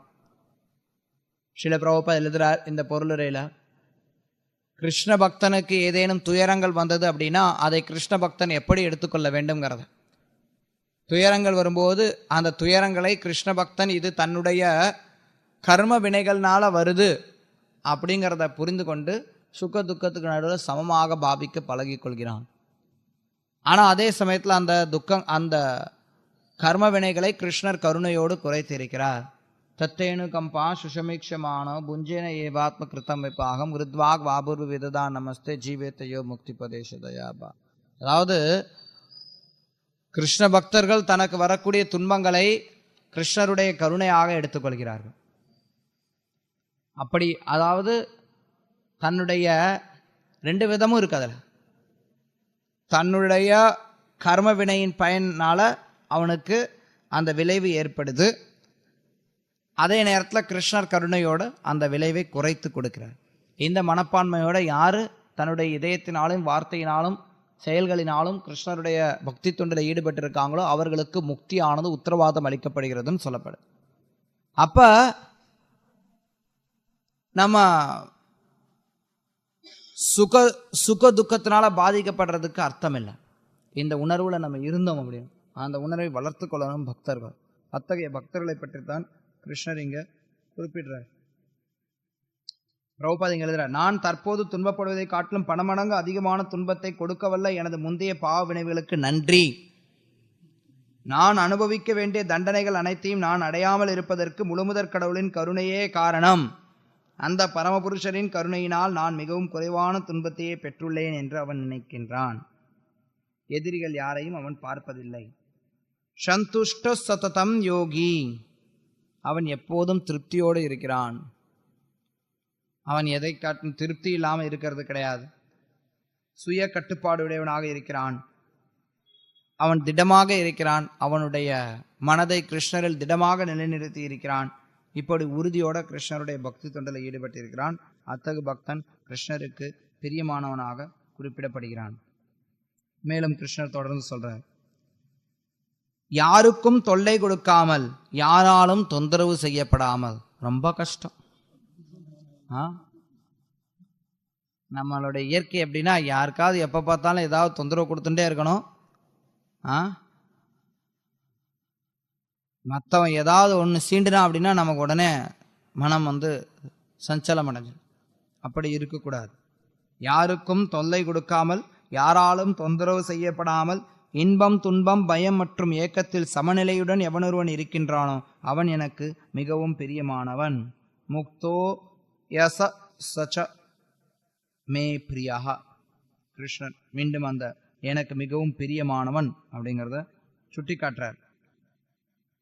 பிரபுபாதர் இங்க எழுதுறார், பொதுவாக அதாவது ஜடவாழ்வில் இருப்பவன் பொதுவாக தனது புலனுகர்ச்சிக்கும் உடலுக்கும் ஏதேனும் ஒன்று கிடைத்தால் மிகவும் மகிழ்ச்சி அடைகிறான். ஏதாவது கிடைச்சதுன்னா சந்தோஷப்படுறான். ஆனால் தன்னிடம் இல்லாத ஒன்றை மற்றவர்கள் தங்களது புலனுகர்ச்சிக்காக வைத்திருப்பதை பார்க்கும்போது வருத்தப்படும் அவன் பொறாமை கொள்கிறான். ஏதேனும் எதிரியிடமிருந்து தான் பழிவாங்கப்பட போவதை எதிர்பார்க்கும் போது அவன் பயந்த நிலையில் இருக்கிறான். மேலும் எதையேனும் அவனால் வெற்றிகரமாக நடத்த முடியாவிடில் அவன் மிகவும் சோர்வடைந்து விடுகிறான். ஆனால் எப்போதும் இத்தகு தொந்தரவுகளுக்கு அப்பாற்பட்டு விளங்கும் பக்தன் கிருஷ்ணருக்கு மிகவும் பிரியமானவன். பயம் கிடையாது, இன்ப துன்பம் கிடையாது, ஏக்கம் கிடையாது. எல்லாத்திலையும் ஒரே சமநிலையோடு பக்தன் செயல்படுகிறான்.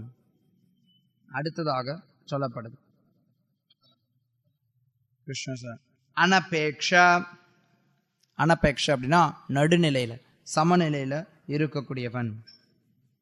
பிரபுபாதர் இங்க எழுதுறார், ஒரு பக்தன் பணம் கிடைச்சாலும் சரி, பணம் கிடைக்காட்டியும் சரி, சமநிலையில இருக்கணும். பணம் கொடுக்கப்படலாம், ஆனா அதுக்காக அவன் பெருமுயற்சி செய்யறது கிடையாது.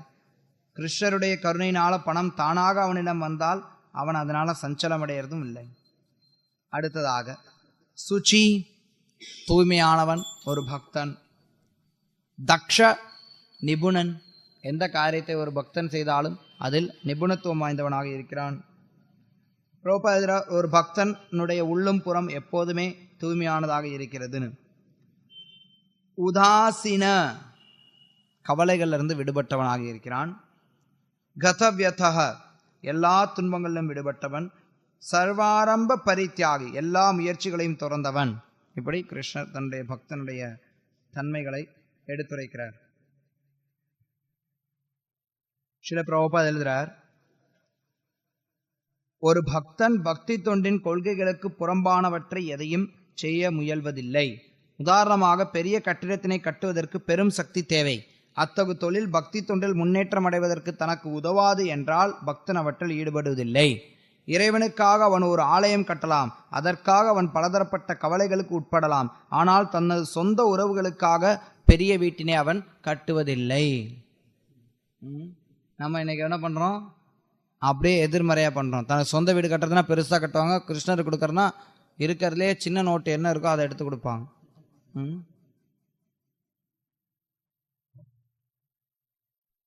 கிருஷ்ணர் தொடர்ந்து சொல்றார், எவனொருவன் ஒருபோதும் மகிழ்வதில்லையோ, துன்பப்படுவதில்லையோ, புலம்போதில்லையோ, ஆசைப்படுவதில்லையோ, மேலும் எவனொருவன் மங்களகரமானவை அமங்கலமானவை ஆகிய இரண்டையும் துறக்கின்றானோ, அத்தகு பக்திமான் எனக்கு மிகவும் பிரியமானவன். பக்திமான் ய சமே பிரியாக. இங்க என்ன சொல்றார்? லாப நஷ்டத்தினால இன்பம் அடையிறது கிடையாது, மகிழ்ச்சி துன்பம் புலம்புறது கிடையாது. சில பேர் பார்த்தோம்னா பொழுதுனைக்கு எதையாவது புலம்பிக்கிட்டே இருப்பாங்க. எப்போ பார்த்தாலும் ஏதாவது புலம்பிகிட்டே இருப்பாங்க. எதையாவது ஒரு விஷயத்த புலம்பலை அப்படின்னா அவங்களுக்கு தூக்கமே வராது. அடுத்தவங்களை மாட்டினாங்க அப்படின்னா புலம்பிகிட்டே இருப்பாங்க. கிருஷ்ண பக்தன் அது மாதிரி செயல்படுறது கிடையாது. பிரபுபாதர் ஏன் அவன் புலம்புறான்? தனக்கு பிரியமா ஏதாவது ஒரு விஷயத்த நினைக்கிறான், அந்த பிரியமான விஷயம், அதுக்காக திட்டமிடுறான். அந்த திட்டம் நிறைவேறாத பட்சத்தில் அவன் அதில் புலம்புறான். எனக்கு இது கிடைக்காம போச்சு, எனக்கு அது போச்சு, அது போச்சு. சில விஷயங்கள்லாம் சிலருக்கு அவனுக்கு வயசாயிருக்கும், 40-50 வயசாகிருக்கும். அவன் சின்ன வயசில் இருக்கும்போது ஏதாவது ஒன்று ஆயிருக்கும், அதை நினச்சி புலம்பிக்கிட்டே இருப்பான். ஐயோ, நான் அப்போ இப்படி செஞ்சுருந்தா எனக்கு நல்லா இருந்திருக்குமே, அப்பயே நான் கோட்டை விட்டனே, அந்த வேலைக்கு போயிருந்துருக்கலாமே, இந்த காரியத்தை பண்ணியிருந்துருக்கலாமே, இந்த மனைவியை கல்யாணம் பண்ணுறதுக்கு பதில் வேற மனைவியை கல்யாணம் பண்ணியிருக்கலாமே. இது மாதிரி புலம்பின்ண்டே இருப்பாங்க நிறைய பேர். பிரபுபாதர் தான் சொல்ற, அது மாதிரி பக்தன் எதுக்காகவும் புலம்புறது கிடையாது. என்ன இருக்கோ கிருஷ்ணர் நம்மளுடைய கர்மத்தின்படி அமைஞ்சிருக்கு, கிருஷ்ணர் கருணையோட எனக்கு குறைச்சிருக்கிறார், அந்த மனப்பான்மையோட ஒருத்தர் செயல்படலாம். தொடர்ந்து கிருஷ்ணர் சொல்றார், எவனொருவன் நண்பர்களையும் எதிரிகளையும் சமமாக பாவிக்கின்றானோ, நண்பன் எதிரி ரெண்டுத்துக்கும் சமமா பாவிக்கிறான், மான அவமானம் ரெண்டையும் சமமா பாவிக்கிறான், இன்ப துன்பம் வெப்பம் குளிர் புகழ்ச்சி இகழ்ச்சி இவை எல்லாவற்றிலும் நடுநிலை வகித்து களங்கம் தரும் தொடர்புகளிலிருந்து எப்போதும் விடுபட்டு, யார் கூட பழகுனா நம்மளுடைய உணர்வுகள் பாதிக்கப்படும் தெரியுதோ அந்த நபர்களோட அந்த பொருட்களோட நம்ம தொடர்பு கொள்ளக்கூடாது. அதிலிருந்து விடுபட்டு மௌனமாக எதனை கொண்டும் திருப்தியுற்று, என்ன இருக்கோ என்ன கிடைச்சிருக்கோ அதை வச்சு திருப்தியா இருக்க, தங்குமிடத்திற்காக கவலைப்படாமல் அறிவில் நிலை பெற்று பக்தி தொண்டில் ஈடுபட்டுள்ளானோ அத்தகு மனிதன் எனக்கு மிகவும் பிரியமானவன். கிருஷ்ண பக்தன் எப்படிப்பட்ட சூழ்நிலை இருந்தாலும் அதுல திறமையாக வாழ்வான். தங்கும் இடத்துக்காக ரொம்ப கவலைப்பட மாட்டான். பெரிய மாட மாளிகைகள் இருக்கா, பரவாயில்லை. ஒண்ணுமே இல்லாம ரொம்ப கடினமானதாக இருக்கா, பரவாயில்லை. மாட மாளிகையில போகும்போது ஆஹா இதே மாதிரி தினமும் வந்தா எப்படி இருக்கும் அப்படின்னு நினைக்க போறதும் கிடையாது. ஒரு பக்தன் குடிசையில் இருக்கும்போது ஐயா என்னது இது, எனக்கு இன்னைக்கு வீடு தங்கறதுக்கு இடம் கிடைக்கலையே, குடிசையாகி போச்சே அப்படின்னு சொல்லி வருத்தப்படுறதும் கிடையாது. நம்ம பார்க்கிறோம் சில பிரபுபாதருடைய வாழ்க்கையில இதை பல நேரங்களில் பல பக்தர்கள் நேரில் இத்தகைய குணங்கள் எல்லாவற்றையும் பார்த்திருக்கிறார். பிரபுபாதருக்கு இவன் நண்பன் இவன் பகைவன் அப்படின்லாம் யாருமே கிடையாது. யாரையும் பிரபுபாதர் பகைவராக கருதுனது கிடையாது. பிரபுபாதர் சில விஷயங்கள் வந்தபோது அவர் ரொம்ப மகிழ்ச்சியோடவோ, சில விஷயங்கள் இல்லாத போது மகிழ்ச்சியின்றியோ இருக்க கிடையாது. பிரபுபாத் மாயாப்பூர்ல வந்த புதுசில் மாயாப்பூரில் எதுவுமே கிடையாது. அதாவது மாயாப்பூருக்கு இஸ்கானெல்லாம் ஆரம்பிச்சுட்டு திரும்பி பிரபுபாதர் மாயாப்பூருக்கு வந்த புதுசில் மாயாப்பூரில் எதுவுமே கிடையாது. பிரபுபாதர் சில மேற்கத்திய பக்தர்களை கூட்டிகிட்டு வந்திருந்தார். அந்த பக்தர்களால் மாயாப்பூரில் இருக்கவே முடியல. அவங்களால வெளியில் போய் மலம் கழிக்கணும் அப்படின்னா அதை யோசிச்சு கூட பார்த்துருக்க மாட்டாங்க வாழ்க்கையில்.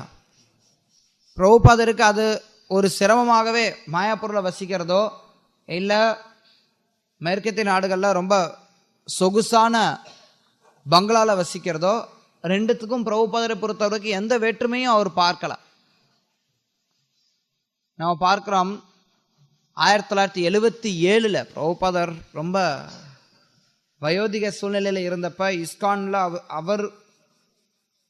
அவர் கேட்டா என்ன வேணாலும் கொடுக்கக்கூடிய அளவில் பக்தர்கள் எல்லாரும் எல்லாவற்றையும் தியாகம் செய்யக்கூடிய ரீதியில் வாழ்ந்த பட்சத்திலையும் பிரபுபாத் அப்போ கூட ரொம்ப எளிமையான விதத்தில் வாழ வேண்டிய சூழ்நிலை ஏற்பட்டதுன்னா அந்த சூழ்நிலையில் வாழ்ந்தார். 77 புவனேஸ்வருக்கு பிரபுபாத் வந்தார். 77 புவனேஸ்வர் அங்கே கோயில் அடிக்கால் நாட்டு விழாவுக்கு வந்திருந்தார். அப்போ அந்த இடத்துல அது சிட்டியிலேருந்து ரொம்ப தூரத்தில் இருந்தது. அங்கே எதுவுமே கிடையாது. அந்த இடத்துல ஒரு குடிசையை போட்டிருந்தாங்க பிரபுபாதருக்கு. ஆனால் சில பக்தர்கள் பிரபுபாதுக்காக அங்கே அரசாங்கத்தினோட விருந்தினர் மாளிகையிலையும் ஏற்பாடு பண்ணியிருந்தாங்க. பிரபுபாதன் சொன்னால் அது எனக்கு வேண்டாம், நான் இங்கே தங்கிக்கிறேன்னு சொல்லி எளிமையாக அங்கேயே தங்கினேன். அவருக்கு அதாவது பக்தன் அப்படிங்கிறவன் செல்வ செழிப்புகள் வரும்போது அதை நிராகரிக்கக்கூடியவனும் கிடையாது. எதுவுமே இல்லாத போது எனக்கு செல்வம் வேணும்னு சொல்லி ஆசைப்படுறவனும் கிடையாது. சில பேர் என்ன நினைப்பாங்கன்னா, துறவி அப்படின்னா அந்த துறவியானவர் எதையுமே ஏற்றுக்கொள்ளக்கூடாது அப்படின்னு நினைப்பாங்க. பிரபுபாது இல்லம்பர், நீ எனக்கு ரோல்ஸ் ராய்ஸ் கார் கொண்டு வரியா, கொண்டு வா. மாட்டு வண்டி கொண்டு வரியா, கொண்டு வா. ரெண்டையும் சமமாக பாவிக்கக்கூடிய தன்மை இருக்கணும் அப்படிங்கிறத பிரபுபாதர் அவருடைய நடைமுறை வாழ்க்கையில இருந்து சொல்லி கொடுத்திருக்கார். அதைத்தான் இங்க கிருஷ்ணர் சொல்றார். பிரபுபாதர் இங்க அதுதான் எழுதுறார். பக்தன் எல்லா சூழ்நிலைகளையும் மகிழ்ச்சியாக உள்ளான். சில சமயங்களில் அவன் சுவையான உணவுகளை பெறலாம், சில சமயங்களில் அவை கிடைக்காமல் போகலாம். ஆனால் அவன் திருப்தியுடனே உள்ளான். பாருங்க, நமக்கு கொஞ்சம் உணவு சரியா சுவையா இல்லை, அளவோட கிடைக்கல, அளவு கம்மியாக கிடைச்சிருச்சு அப்படின்னா உடனே அவ்வளோ ஒரு கோபம் வரும். பொதுவாக உணவு விஷயத்தில் எல்லாருக்கும் பல நேரத்தில் பார்த்தோம்னா எப்படித்தான் கோபம் வரும், எங்கே இருந்தால் கோபம் வரும்னு தெரியாது. உணவு விஷயத்தில் சில இடங்கள்லாம் தட்டெல்லாம் பறக்கும் நிறைய வீட்டிலலாம். கோபம் வந்துச்சு, சாப்பாட்டில் உப்பு இல்லை அப்படின்னா தட்டு டமால்னு மூஞ்சியில் பறக்கும். அப்படிலாம் கிடையாது, அப்படிலாம் இருக்கக்கூடாது. தங்கும் வசதிக்காகவும் அவன் கவலைப்படுவதில்லை. சில சமயங்களில் அவன் மரத்தடியில் வசிக்கலாம், சில சமயங்களில் மிகவும் வசதியான மாளிகையில் வசிக்கலாம். இரண்டினாலும் அவன் கவலைப்படுவதில்லை. ஒரு பக்தனுக்கு இது நிலைமையானது, பௌதிகமானது, தற்காலிகமானது அப்படிங்கிற ஒரு உணர்வு ஒருத்தன் கிட்ட வந்துடுச்சுன்னா இந்த விஷயங்கள்னால கவரப்படவே மாட்டான்.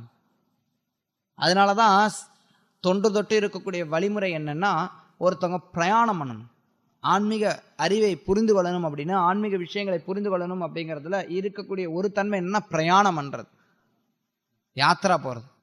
அப்ப அத்தகைய யாத்திரைகள்ல சில நேரத்துல சாப்பாடு கிடைக்கும், சில நேரத்துல சாப்பாடு கிடைக்காது. சில நேரத்துல ஒரு கிராமத்துல போகும்போது அந்த கிராமத்துல இருக்க பெரியவங்க யாராவது பார்த்து பெரிய ஒரு மாளிகையில தங்க வைக்கலாம். சில நேரத்துல தங்கறதுக்கு இடமே கிடைக்காது, மரத்தடியில தங்கலாம்.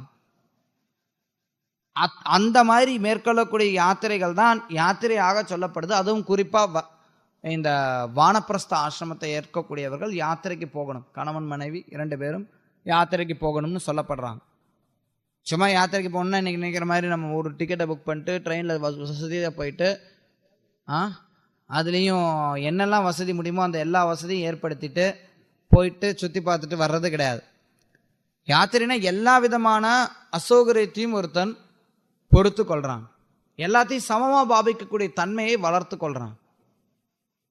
நடைமுறையில் இதை கூட நம்ம பார்க்கலாம். இந்த கிருஷ்ண பக்தியில் இருக்கக்கூடியவர்கள், சில பக்தர்கள் சில நேரத்தில் புத்தக விநியோகத்துக்காகவோ இல்லை வேறு ஏதாவது பணிகளுக்காக எதையுமே எதிர்பார்க்காம நம்ம போகணும். நாங்கள் சில நேரம் இந்த பாத யாத்திரையில் இருக்கப்ப ஒரு நாள் பார்த்தோம். நான் என்னுடைய சொந்த அனுபவத்தை சொல்கிறேன். ஒரு தடவை பாத யாத்திரையில் போகும்போது ஒரு நாள் தங்கறதுக்கு எதுவுமே இடம் இருக்காது. சும்மா அப்படி ரோட்டில் ஒரு டென்ட்டு எதுவுமே கிடையாது. அப்படியே விரிச்சு போட்டு படுத்து தூங்க வேண்டியது தான். அங்கேயே ஒரு சின்னதாக டென்ட்டு போடணும். சமைக்கிறதுக்கு மட்டும் டென்ட்டு போடுவோம். ஏன்னா பகவானுக்கு சமைக்கிறதுனால காக்கா அது இதெல்லாம் வரலாம், நாயெல்லாம் வரலாம். அதனால் ஒரு சின்ன டென்ட்டு அதுக்கு மட்டும் வச்சுருப்பாங்க. மற்றபடி பார்த்தோம்னா அப்படியே வெளியில் படுத்து தூங்கின்னு இருப்போம் ஒரு நாள். என்ன அதுக்கு அடுத்த நாளே பார்த்தோம்னா ஒரு பெரிய கல்யாண மண்டபம் கரெக்டாக அதுக்கு அடுத்த நாள் நடந்தது. நாங்கள் பொதுவாக போக தான் ஏதாவது ஒரு சின்ன சின்ன இடத்துல அங்கங்கே தங்கின்னு இருப்போம். ஆனால் ஒரு தடவை ஒரு நாள் என்னென்னா வெறும் எதுவுமே இல்லை, ஒரு மரத்தட்டில் அப்படி அங்கே படுத்துன்றது. அதுக்கு அடுத்த நாள் செஞ்சியில் போனோம். செஞ்சியில் அங்கே போனதே ஒரு பெரிய கல்யாண மண்டபம். அங்கே இருக்கிறதுல பெரிய கல்யாண மண்டபம் தான். அவர் நீங்கள் தங்குங்கன்ட்டார். அவ்வளோ பெரிய கல்யாண மண்டபம், அத்தனை ரூம் இருக்குது, அத்தனை டாய்லெட் பாத்ரூம் இருக்குது, அவ்வளோ தண்ணி வருது. அடுத்த நாள் வேறு இடம், ரைட்? அப்போ நமக்கு அந்த இடம் கஷ்டமாக இருக்குன்னு சொல்லிட்டு வருத்தப்படுறதுக்கோ, சொகுசாக இருக்குன்னு சொல்லிட்டு அங்கேயே தங்கலாம்னு நினைக்கிறதுக்கோ மனசே வராது. ஏன்னா நம்ம இருக்க ஒரு நாள் ஓகே ஏதோ கிடைச்சதை வச்சுட்டு அப்படியே போயிட்டே இருப்போம். ஏன்னா அந்த இடத்தினுடைய தற்காலிக தன்மையை உடனடியாக நம்ம உணர்றோம் பிரயாணம் பண்ணும்போது. இந்த உலகம் இந்த நிலையானது தற்காலிகமானதுங்கிறத உணர்றோம். ஆனால் நம்ம ஒரு இடத்துல இருக்கும்போது அதனுடைய பற்றுதல் நம்மளை பிடிச்சிக்குது. இது நிரந்தரமாக இருக்கும் அப்படிங்கிற ஒரு மாயை நம்ம வளர்த்துக்கணும். அதனால் என்ன பண்ணுறோம், எப்படியெல்லாம் நம்ம இருக்கக்கூடிய இடத்த நமக்கு தகுந்த மாதிரி வடிவமைக்கணுமோ அப்படி எல்லாம் அட்ஜஸ்ட் பண்ணிட்டு இருப்போம். நம்மளுடைய நேரத்தை விரயம் பண்ணிட்டு இருப்போம். அதனால் பக்தனானவன் எப்படிப்பட்ட இடம் கிடைத்தாலும் அது எல்லாத்திலையும் ஸ்திரமாக இருக்கிறான் அப்படிங்க சொல்லப்படுது. கடைசி ஸ்லோகத்தில் கிருஷ்ணர் சொல்றார், ஏது தர்மாமிருதம் நிதம் யதோக்தம் பரியுபாசத்தே ஸ்ரத்ததான மத்பரமா பக்தாஸ்தே தீவமே பிரியாக. பக்தி தொண்டு என்னும் இந்த அழிவற்ற பாதையை பின்பற்றி என்னை பரம இலக்காக வைத்து நம்பிக்கையுடன் தன்னை ஈடுபடுத்துபவர்கள் எனக்கு மிக மிக பிரியமானவர்கள். எல்லா விதிமுறைகளும் ஒரு விஷயத்தில் அவர் கிருஷ்ணர் மேலே மனதை நிலைநிறுத்துறது, அவருக்கு பக்தி தொண்டில் ஈடுபடுறது. அதில் யார் ஒருத்தவங்க ஈடுபட்டிருக்காங்களோ அவங்க கிருஷ்ணருக்கு மிகவும் பிரியமானவர்களாக இருக்கிறார்கள். உண்மையில் அத்தகு பக்தன் கிட்ட இந்த எல்லா நற்குணங்களும் படிப்படியாக வரும். நம்ம நினைக்கக்கூடாது, ஐயோ இந்த குணங்கள் எல்லாம் என்கிட்ட இல்லையே, அப்போ நான் கிருஷ்ணருக்கு பிரியமானவனாக ஆக முடியாதா அப்படின்னு சொல்லி நம்ம வருத்தப்பட வேண்டிய அவசியம் எதுவும் கிடையாது. அதைத்தான் கிருஷ்ணர் இறுதி ஸ்லோகத்தில் சொல்கிறார். பக்தி தொண்டில் ஒருத்தன் ஈடுபட்டு இருந்தான் அப்படின்னா அதுவே எனக்கு திருப்தி கொடுக்கக்கூடியதாக இருக்கும். ஏன்னா மற்ற குணங்கள் எல்லாம் தானாக வரும்.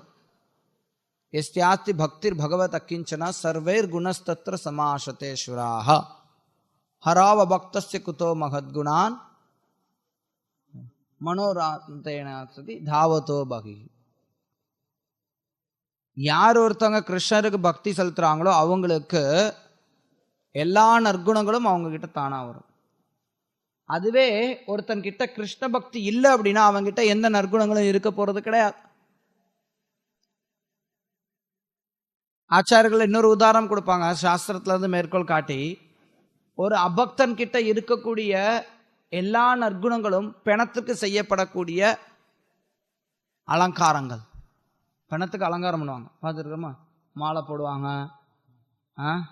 நல்ல துவைச்ச துணி நல்ல துணியை உடுத்துவாங்க. ஆனால் அந்த அலங்காரம்லாம் எதுக்கு? பிரயோஜனம் கிடையாது. உண்மையில் அந்த அலங்காரத்தினால் எந்த பலனும் கிடையாது, பணத்துக்கு செய்யப்படக்கூடிய அலங்காரம். அது மாதிரி அபக்தர்கள் கிட்ட நற்குணங்கள் இருந்தால் கூட அது எந்த ஒரு பலனும் இல்லாத அலங்காரங்கள், பணத்துக்கு செய்யப்படக்கூடிய அலங்காரம். பக்தன் கிட்ட எல்லா குணங்களும் படிப்படியாக வளர்ச்சி பெறும். பக்தி தொண்டு அப்படிங்கிற ஒரு பாதையில, அந்த ஒரு பயிற்சியில ஒரு பக்தன் நிலை பெற்று இருந்தால் நிச்சயமாக அந்த பக்தனால மற்ற குணங்களை படிப்படியாக வளர்த்து கொள்ள முடியும். அது தானாக நடைபெறும். அதற்காக தனிப்பட்ட விதத்தில் எதுவும் பக்தன் முயற்சி செய்யணுங்கிற அவசியமும் கிடையாது, தானாக வரும். ஆனால் பக்தி தொண்டில் ஒருத்தன் ஸ்ரத்தையோட தீவிரமாக ஈடுபடணும். அப்போ மற்றதெல்லாம் படிப்படியாக வரும். இதோட இந்த அத்தியாயம் முடிவு பெறுது. இந்த அத்தியாயம் ரொம்ப எளிமையான அத்தியாயம். அர்ஜுனன் கிருஷ்ணர் கிட்ட அருவ பிரம்மனை வழிபடுபவர்கள், உருவத்தை வழிபடுபவர், ரெண்டு பேர்ல யார் சிறந்தவர் அப்படிங்கிற கேள்வியோட ஆரம்பிக்கிறான். கிருஷ்ணர் சொல்றார், நிச்சயமாக பக்தி தொண்டரை ஈடுபட்டு இருக்கக்கூடியவன் சிறந்தவன். அதே நேரத்தில் அருவ பிரம்மனை வழிபடக்கூடியவனும் இறுதியில என்னைத்தான் வந்தடைகிறான். ஆனால் அந்த வழிமுறை மிகவும் கடினமானது. பக்தி தொண்டில் இருக்கக்கூடிய வழிமுறையானது மிகவும் எளிமையானது. ஏன்னா பக்தியில் ஈடுபட்டு இருக்கக்கூடியவனுக்கு நானே உதவி செய்கிறேன். அதனால எப்போவுமே முழு பக்தியில் ஈடுபடு. அது முடியாட்டி சாதாரண பக்தியில் ஈடுபடு, இல்லைன்னா எனக்காக செயல்படு. அது முடியாட்டி கர்மயோகத்தில் ஈடுபடு, இல்லை ஞான யோகம், தியான யோகம், இது போன்ற செயல்களில் நீ ஈடுபடலாம். எப்படி பார்த்தாலும் என்னுடைய தூய பக்தியில் ஈடுபட்டு பல்வேறு நற்குணங்களை வளர்த்திருக்கக்கூடிய பக்தன் எனக்கு மிகவும் பிரியமானவனாக ஆகிறான். இதுதான் இந்த அத்தியாயத்தில் கிருஷ்ணர் சொல்றார். ஹரே கிருஷ்ணா. ஏதாவது கேள்விகள் இருந்தால் கேட்கலாம்.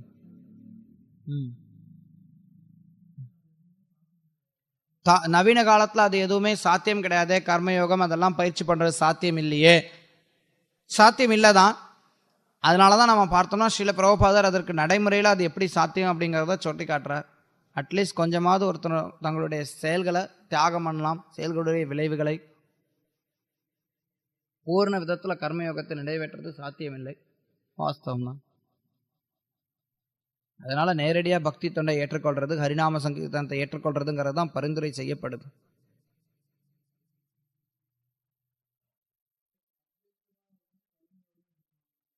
அத்வேஷ்டாவா இருக்கணும், கருணையோட இருக்கணும்னு சொல்லப்படுது. ஆமா, உண்மையான கருணையை நம்ம காட்டும்போது துவேஷம் ஏற்படுது. மற்றவர்கள் ஒரு பக்தன் மேல துவேஷம் கொள்ளலாம், பக்தன் யார் மேலேயும் துவேஷம் கொள்றது கிடையாது. கேள்விக்கு இடமில்லாம போயிடுது.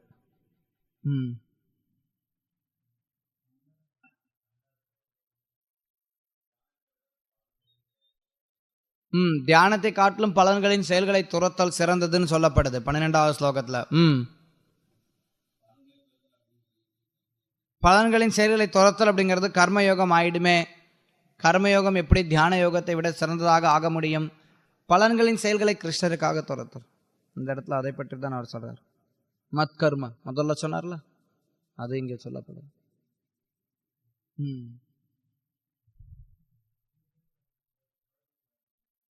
சில பேரோட பழகக்கூடாது. யார் கூட பழகுனா நம்ம களங்கமுடையவர்கள் ஆவோமோ அவர்களோடு பழகுவதை நம்ம நிறுத்தி கொள்ளணும்னு சொல்லி இருக்கிறோம், சொல்லப்படுது. அவங்க மேல வெறுப்பு வருது, வெறுப்பு வரக்கூடாது.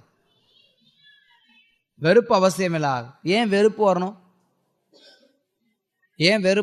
அவங்க மேல கருணை வரணும். இவங்க கிருஷ்ண பக்தி இல்லாம இருக்கிறாங்களே அப்படிங்கிற ஒரு கருணை அவங்க மேல வரணுமோ ஒழிய அங்க வெறுப்பு வரக்கூடாது, அவசியமற்றது.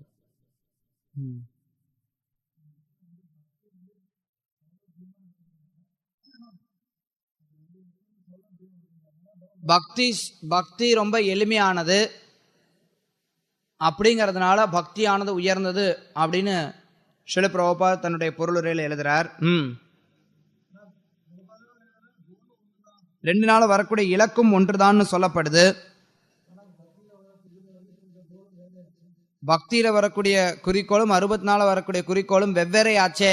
அப்புறம் ஏன் கிருஷ்ணர் இங்க ஒண்ணுன்னு சொல்றார்? இறுதி குறிக்கோள் ஒன்றுதான், ஆனா அந்த இறுதி குறிக்கோள் வரைக்கும் அவங்க போகணும் பாதையில். அதுதான் பிரச்சனை. ஒருத்தர் பக்தியை பயிற்சி செய்தால் அவர்களுடைய குறிக்கோள் என்ன? அவர்கள் அடைய இருக்கக்கூடிய இலக்கு என்ன? கிருஷ்ணர். சரியா? அருவ பிரம்மனை பயிற்சியில் ஒருத்தவங்க ஈடுபடுறாங்க அப்படின்னா அவங்க அடைய போகிற இலக்கு என்ன? இறுதியில் அந்த நிலையிலிருந்து உயர்வு பெற்று பற்பல பிறவிகள் கடந்து கிருஷ்ணர் தான் பரம்பொருள் அப்படிங்கிறத புரிஞ்சுக்கணும். அதுக்கப்புறம் கிருஷ்ணருக்கு பக்தி செலுத்தணும்.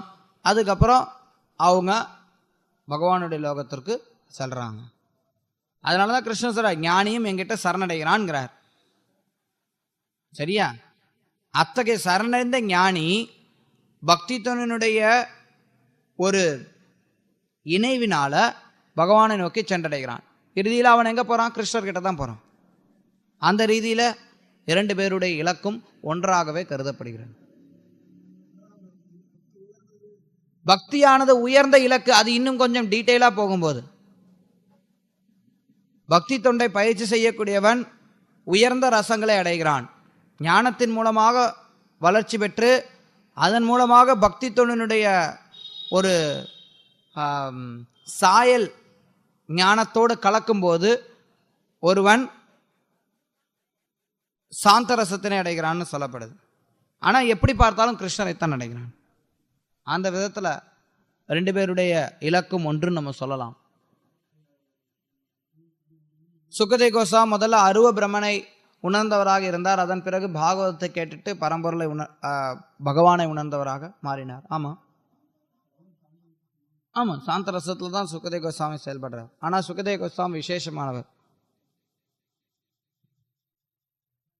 அவர் ஸ்ரீமதி ராதாராணியினுடைய கிளியாக இருக்கிறார். அதனால அவர் ரொம்ப விசேஷமானவர். மருத்துவமனைகள் சமூக நிறுவனங்களுக்கு தானமாக கொடுப்பதை நம்மால் காண முடிகிறதுங்கிறார். அது சிபாரிசு செய்யப்படுகிறதுன்னு பிரபுபாதர் சொல்றார். வேதங்கள்ல அதுக்கு வழிமுறை இருக்குன்னு பிரபுபாதர் சொல்றார்.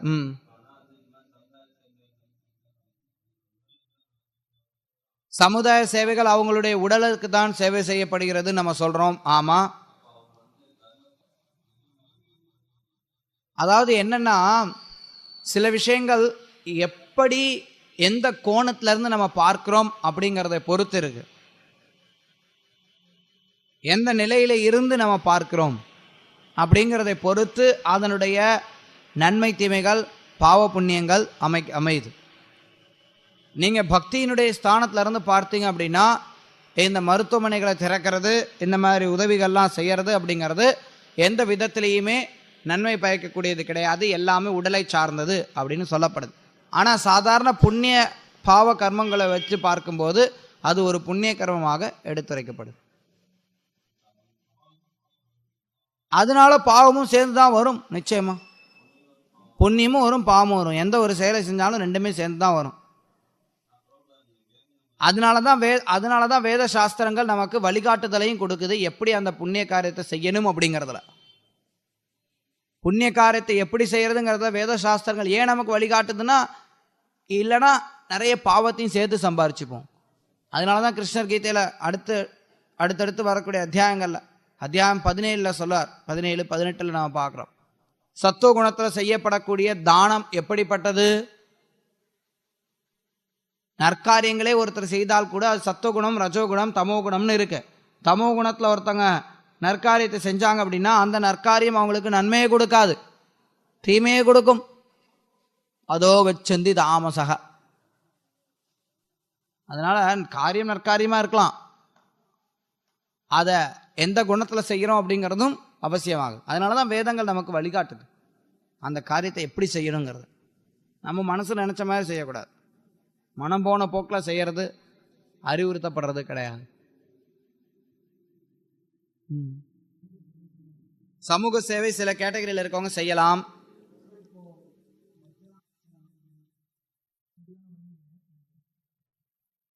சில நேரங்களில் பக்தர்கள் அந்த மாதிரி காரியங்களில் ஈடுபட்டு இருக்கிறவர்களை ஏமாற்றி திசை திருப்பி கிருஷ்ண பக்தி நோக்கி கொண்டு வர்றது சரியா தவறா?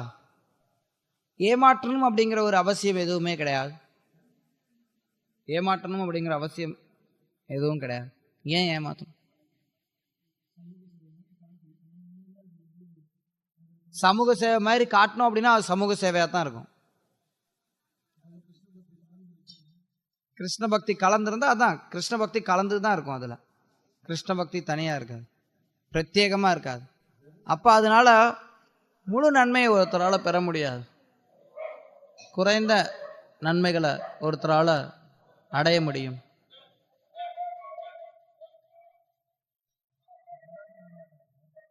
ஏதாவது நன்மைகள் கிடைக்கலாம். பக்தனானவங்க அதை செய்யலாமா கூடாதா? நீ தான் பக்தியில ஈடுபடுற, பக்தியில உன்னால சாதன பக்தியில ஈடுபட முடியாட்டி சாதன பக்தியை பயிற்சி பண்ண சொல்றார் கிருஷ்ணர். சாதன பக்தியை பயிற்சி பண்ண முடியாட்டி மத்கர்ம பயிற்சி பண்ண சொல்றார் கிருஷ்ணர். அதையும் பண்ண முடியாட்டி இந்த மாதிரி காரியங்கள்ல சமூக சேவைகள்ல ஈடுபடுன்னு சொல்றாரு கிருஷ்ணர். பக்தன் சமூக சேவையை செய்யலாமான்னு கேள்வி கேட்டா என்ன அர்த்தம்? மொத்தத்தையுமே புரிஞ்சுக்காம கேள்வி கேட்டா நான் என்ன பதில் சொல்றது? முட்டாள்தனமா இருக்குன்னு சொல்லுவான். கிருஷ்ணர் சொல்ற, ஏப்பா நீ பக்தி செய்ய முடியாட்டி நீ இதை செய்யன்னு சொல்றாரு, பக்தனையே அதை போய் செய்யணும்? புரியாம கேள்வி கேட்கக்கூடாது. முதல்ல புரிஞ்சுக்கோங்க பேசிக்க. அடிப்படையில் கிருஷ்ணர் சொல்றார் பக்தியை நீ பயிற்சி பண்ணுன்னு கிருஷ்ணர் சொல்றார். அதைத்தான் நான் இவ்வளவு நேரம் கிளாஸ் கொடுத்துட்டு இருந்தேன். முழு தூய பக்தியில இரு, முடியாட்டி தூய பக்தியை பயிற்சி பண்ணு, இல்லாட்டி மத்கர்ம பயிற்சி பண்ணு, இல்லாட்டி நீ சமூக சேவையை பண்ணுங்கிறார். பக்தன் எங்க இருந்து சமூக சேவைக்கு வரான்? முட்டை தலைக்கு முழங்காலுக்கு முடிச்சு போட கேள்வி கேட்கக்கூடாது.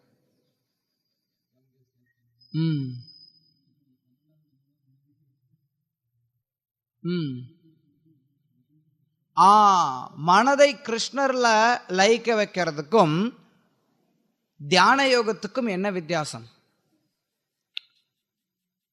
அதாவது தியான யோகம்னு வரும்போது அங்க பரமாத்மாவின் மேல தியானம் செலுத்தப்படுது, மனமானது பரமாத்மாவின் மேல தியானிக்கப்படுது. அதுதான் வித்தியாசமாகும். பக்தி யோகத்துல வரும்போது மனமானது கிருஷ்ணரின் மீது லயிக்கப்படுது. அது மட்டும் இல்லாம வழிமுறையில நிறைய வித்தியாசம் வருது. தியான யோகத்தினுடைய வழிமுறை என்னன்னா, மற்ற செயல்கள் எல்லாவற்றையும் புறக்கணிச்சுட்டு ஒரே தியானத்தை மட்டும் செலுத்துறது. கிருஷ்ணர் என்னில் மனதை லயித்துன்னு சொல்லும் போது கிருஷ்ணர்ல மனதை வைத்து கொண்டு எல்லா விதமான செயல்களையும் ஈடுபடுறது பக்தி யோகமாகும். அந்த விதத்துல வித்தியாசம் இருக்கு. தியான யோகத்துல பரமாத்மாவை நினைச்சு வேற எந்த காரியத்தையும் செய்யாம அவரை மட்டும் நினைச்சுட்டே இருக்கிறது தியான யோகம்.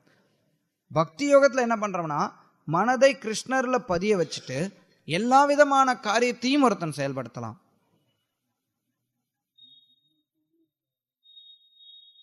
அங்க பரமாத்மா அப்படின்னு நினைக்கிறது அவங்க கிருஷ்ணரையா? நிச்சயமா கிருஷ்ணர் தான். நிறைய பேர் டிஃப்ரெண்டா கொண்டு வந்துட்டாங்க இன்னைக்கு. அது வேற. பரமாத்மா அப்படின்னா கிருஷ்ணர் தான். கொஞ்ச நாளைக்கு முன்னாடி கூட பார்த்தோம்னா பொதுவா நிறைய பேர் பரமாத்மா அப்படின்னு சொல்றாங்கன்னா, இல்ல கிருஷ்ணரை பத்தி சொல்றாங்க அப்படின்னா கிருஷ்ண பரமாத்மான்னு சொல்லுவாங்க. பரமாத்மா அப்படின்னா கிருஷ்ணர் தாங்க. பரமாத்மா எங்க இருந்து? சிவ பரமாத்மா, துர்க பரமாத்மா, கணேஷ் பரமாத்மா அப்படிலாம் எந்த வார்த்தையும் நம்ம கேள்விப்பட்டதே கிடையாது. கிருஷ்ணர் தான் பரமாத்மா. வேற தியானம் எதுவுமே கிடையாது. தியானம் அப்படின்னால, தியான யோகம் அப்படின்னாலே பரமாத்மாவை தியானிக்கிறது தான். அந்த பரமாத்மா அப்படிங்கிறவர் அவர் கிருஷ்ணருடைய அங்கம் அப்படிங்கிறதெல்லாம் அவங்களுக்கு தெரியாது. அந்த அறிவு கிடையாது. அந்த அறிவு இருந்ததுன்னா அவங்க பக்தர்களாயிடுறாங்க, டைரக்டா பக்தி எடுத்துக்கிறாங்க. சக்தி யுகத்துல தியானம் பொதுவான வழிமுறையாக சொல்லப்படுது. எத்தகைய தியானம்? எப்படி வேண்டுமானாலும் இருக்கலாம். யோகிகள் செய்யக்கூடிய பரமாத்ம தியானமாகவும் இருக்கலாம், பக்தர்கள் செய்யக்கூடிய தியானமாகவும் இருக்கலாம். ஆனால் தியானம் வழிமுறையாக சொல்லப்படுது. புரியலையா? நாம பார்க்கிறோம், துருவ மகாராஜர் தியானம் பண்ணார். பகவானை நினைத்து அவர் தியானம் பண்றார், பரமாத்மாவை நினைத்து அவர் தியானம் பண்ணல. அப்படியும் தியானமானது செயல்படுத்தப்படலாம். பக்தி தொண்டிலையும் தியானம் அப்படிங்கிறது ஒரு பங்கு வகிக்குது. நீங்க விக்கிரக வழிபாட்டினுடைய தன்மைகள் தெரிஞ்சிருந்ததுன்னா அதுல தியானம் அப்படிங்கிறதும் ஒரு பகுதியாக வர்றதை பார்க்கலாம். தியானமும் பக்தி தொண்டில் ஒரு பகுதியாக வரும். அந்த தியானம் வேற. அது பகவானுடைய ரூபத்தின் மேல நம்ம தியானிக்கிறது. பகவானுடைய அற்புதமான உருவை நம்ம சில நேரங்களில் தியானிக்கலாம், அவரை நினைத்து கொண்டு இருக்கலாம், அவருடைய ரூபத்தை சில நேரம் தியானிக்கலாம். அதுவும் தியானத்துல ஒன்றாக அமைகிறது. ஆனா அந்த தியானமானது பக்தி யோகத்தினுடைய அங்கமான தியானம். ஏன் பிராமண வைஷ்ணவர் அது கொஞ்சம் வேறுபட்ட தியானம். அது ஒரே ஒரு விஷயத்து மேல தியானிக்கிறது இல்லை, அது பகவானுக்கு செய்யக்கூடிய சேவையை தியானிக்கிறது. சத்தியுகத்துல காட்டுல போய் தான் தியானம் பண்ணுவாங்க. ஆமா, அவங்க எத்தகைய தியானத்தை, அதாவது தியானம் அப்படிங்கிறது ஒரு வழிமுறை. எந்த தத்துவத்தோட அந்த வழிமுறையை பயிற்சி பண்றாங்கிறது வேறுபடலாம். நாம சங்கீர்த்தனம் அப்படிங்கிறது ஒரு வழிமுறை. இந்த நாம சங்கீர்த்தனத்தை எந்த தத்துவத்தோட ஒருத்தவங்க நாம சங்கீர்த்தனத்தை பயிற்சி செய்யறாங்கிறது வேறுபடலாம்.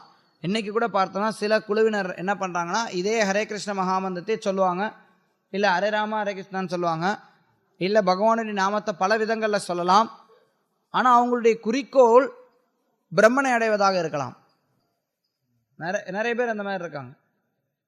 அப்ப அவங்க உண்மையான பலனை அடைய முடியாது. அதுவும் இருக்கு. வழிமுறை ஒன்று, தத்துவம் ஒன்று. தத்துவம் எப்போதும் ஒண்ணுதான், மாற போறது கிடையாது. வழிமுறை மாறி மாறி வரலாம். ஸ்மரணம்னு எடுத்துக்கலாம். ஆமா, ஒவ்வொரு யுகத்துக்கும் ஒவ்வொரு வழிமுறை சொல்லப்படுது. பக்தி எல்லா யுகத்திலையும் இருந்ததாக சொல்லப்படுது. ஆமா, அதைத்தான் இப்ப அவர் கேட்டதே, அதே கொஞ்சம் வேற மாதிரி கேட்குறீங்க, அவ்வளவுதான். எல்லா யுகத்திலையும் செய்யப்படக்கூடிய எல்லா வழிமுறைகளையும் பக்தியை அடிப்படையாக கொண்ட வழிமுறைகள் தான். அது எல்லாமே பக்தியை அடிப்படையாக கொண்ட வழிமுறைகள் தான்.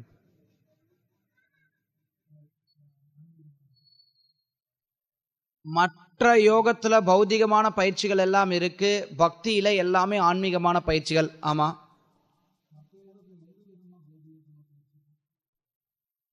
சில பௌதிக தடைகள் அல்லது பௌதிக தன்மைகள் அதுல கருத்தில் கொள்ளப்படுது. உதாரணத்துக்கு பார்த்தோம்னா, தியான யோகத்தை பயிற்சி செய்யணும் அப்படின்னா அதற்கு இருக்கக்கூடிய ஒரு பௌதிகமான தகுதி ஆண் சரீரத்தை பெற்றிருக்க வேண்டும்.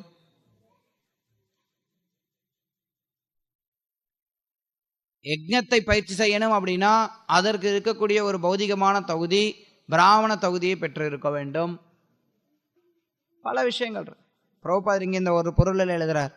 ஒருத்தருக்கு வேத மொழியை கற்று இருக்க வேண்டும். ஞானத்தை பயிற்சி செய்யணும் அப்படின்னா, அதாவது சமஸ்கிருதம் தெரிஞ்சிருக்கணும். இதெல்லாம் பௌதிகமான தகுதிகள் தான்.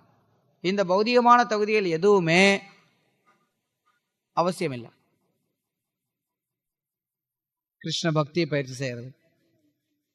ஸ்திரியோ வைஷ்ய சுதா சூத்ரஸ்தேப்யாந்தி புராம் கதிம். பெண்கள், வைஷ்யர்கள், சூத்ரர்கள் எல்லாரும் பரமகத்தியை அடையலாம். மாம் ஹிபார்த்த வெபாஷித்ய ஏபிசியு பாப்ப யோனையா. அவங்க பாப்ப யோனியா இருந்தாலும் சரி, பாவத்தில் பிறந்தவங்களாக இருந்தாலும் சரி, பக்குவ நிலை அடையலாம். எப்படி? மாமு பேத்தியம், கிருஷ்ணரை வழிபடுது. மங்களகரமானது அமங்கலமானது ரெண்டையும் ஒருத்தர் துறக்கணும்னு சொல்லப்படுது. கிருஷ்ண பக்தி அப்படிங்கிறது மங்களகமானது அமங்கலமானது அப்படின்னு நம்ம பார்க்கிறோமே. நல்ல நேரம் கெட்ட நேரம் இதெல்லாம் எப்படி எடுத்துக்கலாமா? ஒன்று என்ன அப்படின்னா,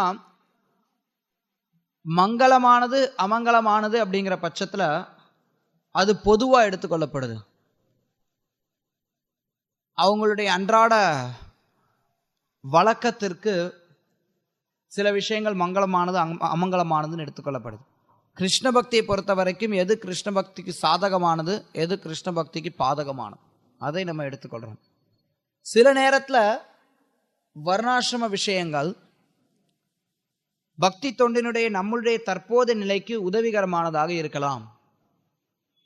அப்படி உதவிகரமானதாக இருக்கும் பட்சத்தில் அந்த வர்ணாசிரம விஷயங்களை நம்ம எடுத்துக்கொள்றோம். பொதுவாகவே வர்ணாசிரமத்தினுடைய தன்மைகள் எல்லாமே பக்திக்கு உதவிகரமானவை. அதனால அந்த விஷயங்களை நம்ம பக்தி தொண்டிலையும் எடுத்துக்கொள்றோம். உதாரணத்துக்கு பார்த்தீங்கன்னா, வர்ணாசிரமத்தினுடைய விதிமுறைகள்ல ஒன்று, ஆண்களும் பெண்களும் பிரித்து வைக்கப்படணும், சகஜமாக பழகக்கூடாது. சகஜமாக பழகுதல் அப்படிங்கிறது தேவையற்ற பிரச்சனைகளுக்கு காரணமாக அமையும் அப்படிங்கிறது வர்ணாசிரமத்தினுடைய விதிகள்ல ஒன்று.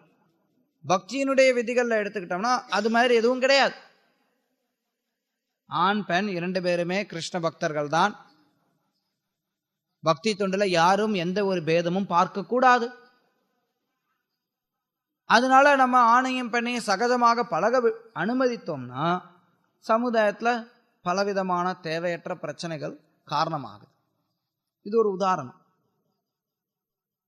அப்ப ஆணையும் பெண்ணையும் பிரிக்கிறது அப்படிங்கிறதும் பக்தி தொண்டை பயிற்சி செய்யறவங்களும் அதை பயிற்சி செய்யறாங்க. ஆனா அவங்க எந்த ரீதியில பயிற்சி செய்யறாங்கன்னா, இது கிருஷ்ண பக்திக்கு அனுகூலமானது, இது கிருஷ்ண பக்திக்கு பிரதிகூலமானது, அந்த விதத்துல பயிற்சி பண்றாங்க. எந்த வர்ணாசிரம விதிமுறைகள் எல்லாம் கிருஷ்ண பக்திக்கு அனுகூலமானதாக இருக்குமோ அதை எல்லாமே பக்தர்கள் எடுத்துக்கொள்கிறார்கள். எது கிருஷ்ண பக்திக்கு பிரதிகூலமானதாக இருக்குமோ அல்லது சாதகமற்றதாக அமையுமோ அதை பக்தர்கள் நிராகரிக்கிறாங்க. சில வர்ணாசிரம விதிமுறைகள் பார்த்தோம் அப்படின்னா, சில நேரங்கள்ல சிலருக்கு சில குடும்ப சூழ்நிலைகளுக்கு ஏதாவது சில தேவர்களை வழிபடுற மாதிரி இருக்கலாம். சில பேர் என்னன்னா, எங்க குடும்பத்துல எங்களுடைய வழக்கத்துல நாங்க இந்த நாள்ல போய் மாரியம்மனுக்கு கடா வெட்டுவோம் அப்படின்னு இருக்கலாம். அதை செயல்படுத்தணுங்கிற அவசியம் எதுவும் கிடையாது. அத்தகைய விதிமுறைகளை ஒரு பக்தன் நிராகரிக்கிறான். உண்மையில அது தூய வர்ணாசிரமத்தின் அடிப்படையில் கிடையாதுன்னா கூட இருந்தாலும் சிலருக்கு இருக்கலாம். அவங்க பிறந்த சமூகத்தினுடைய தன்மைகளுக்கு ஏற்ற மாதிரி சிலர் வர்ணாசிரமத்தின்படி ஒரு பிராமண குடும்பத்திலே பிறந்திருக்கலாம். பிராமண குடும்பத்துல ஒரு ஸ்மார்த்த குடும்பத்துல பிறந்திருக்கலாம்.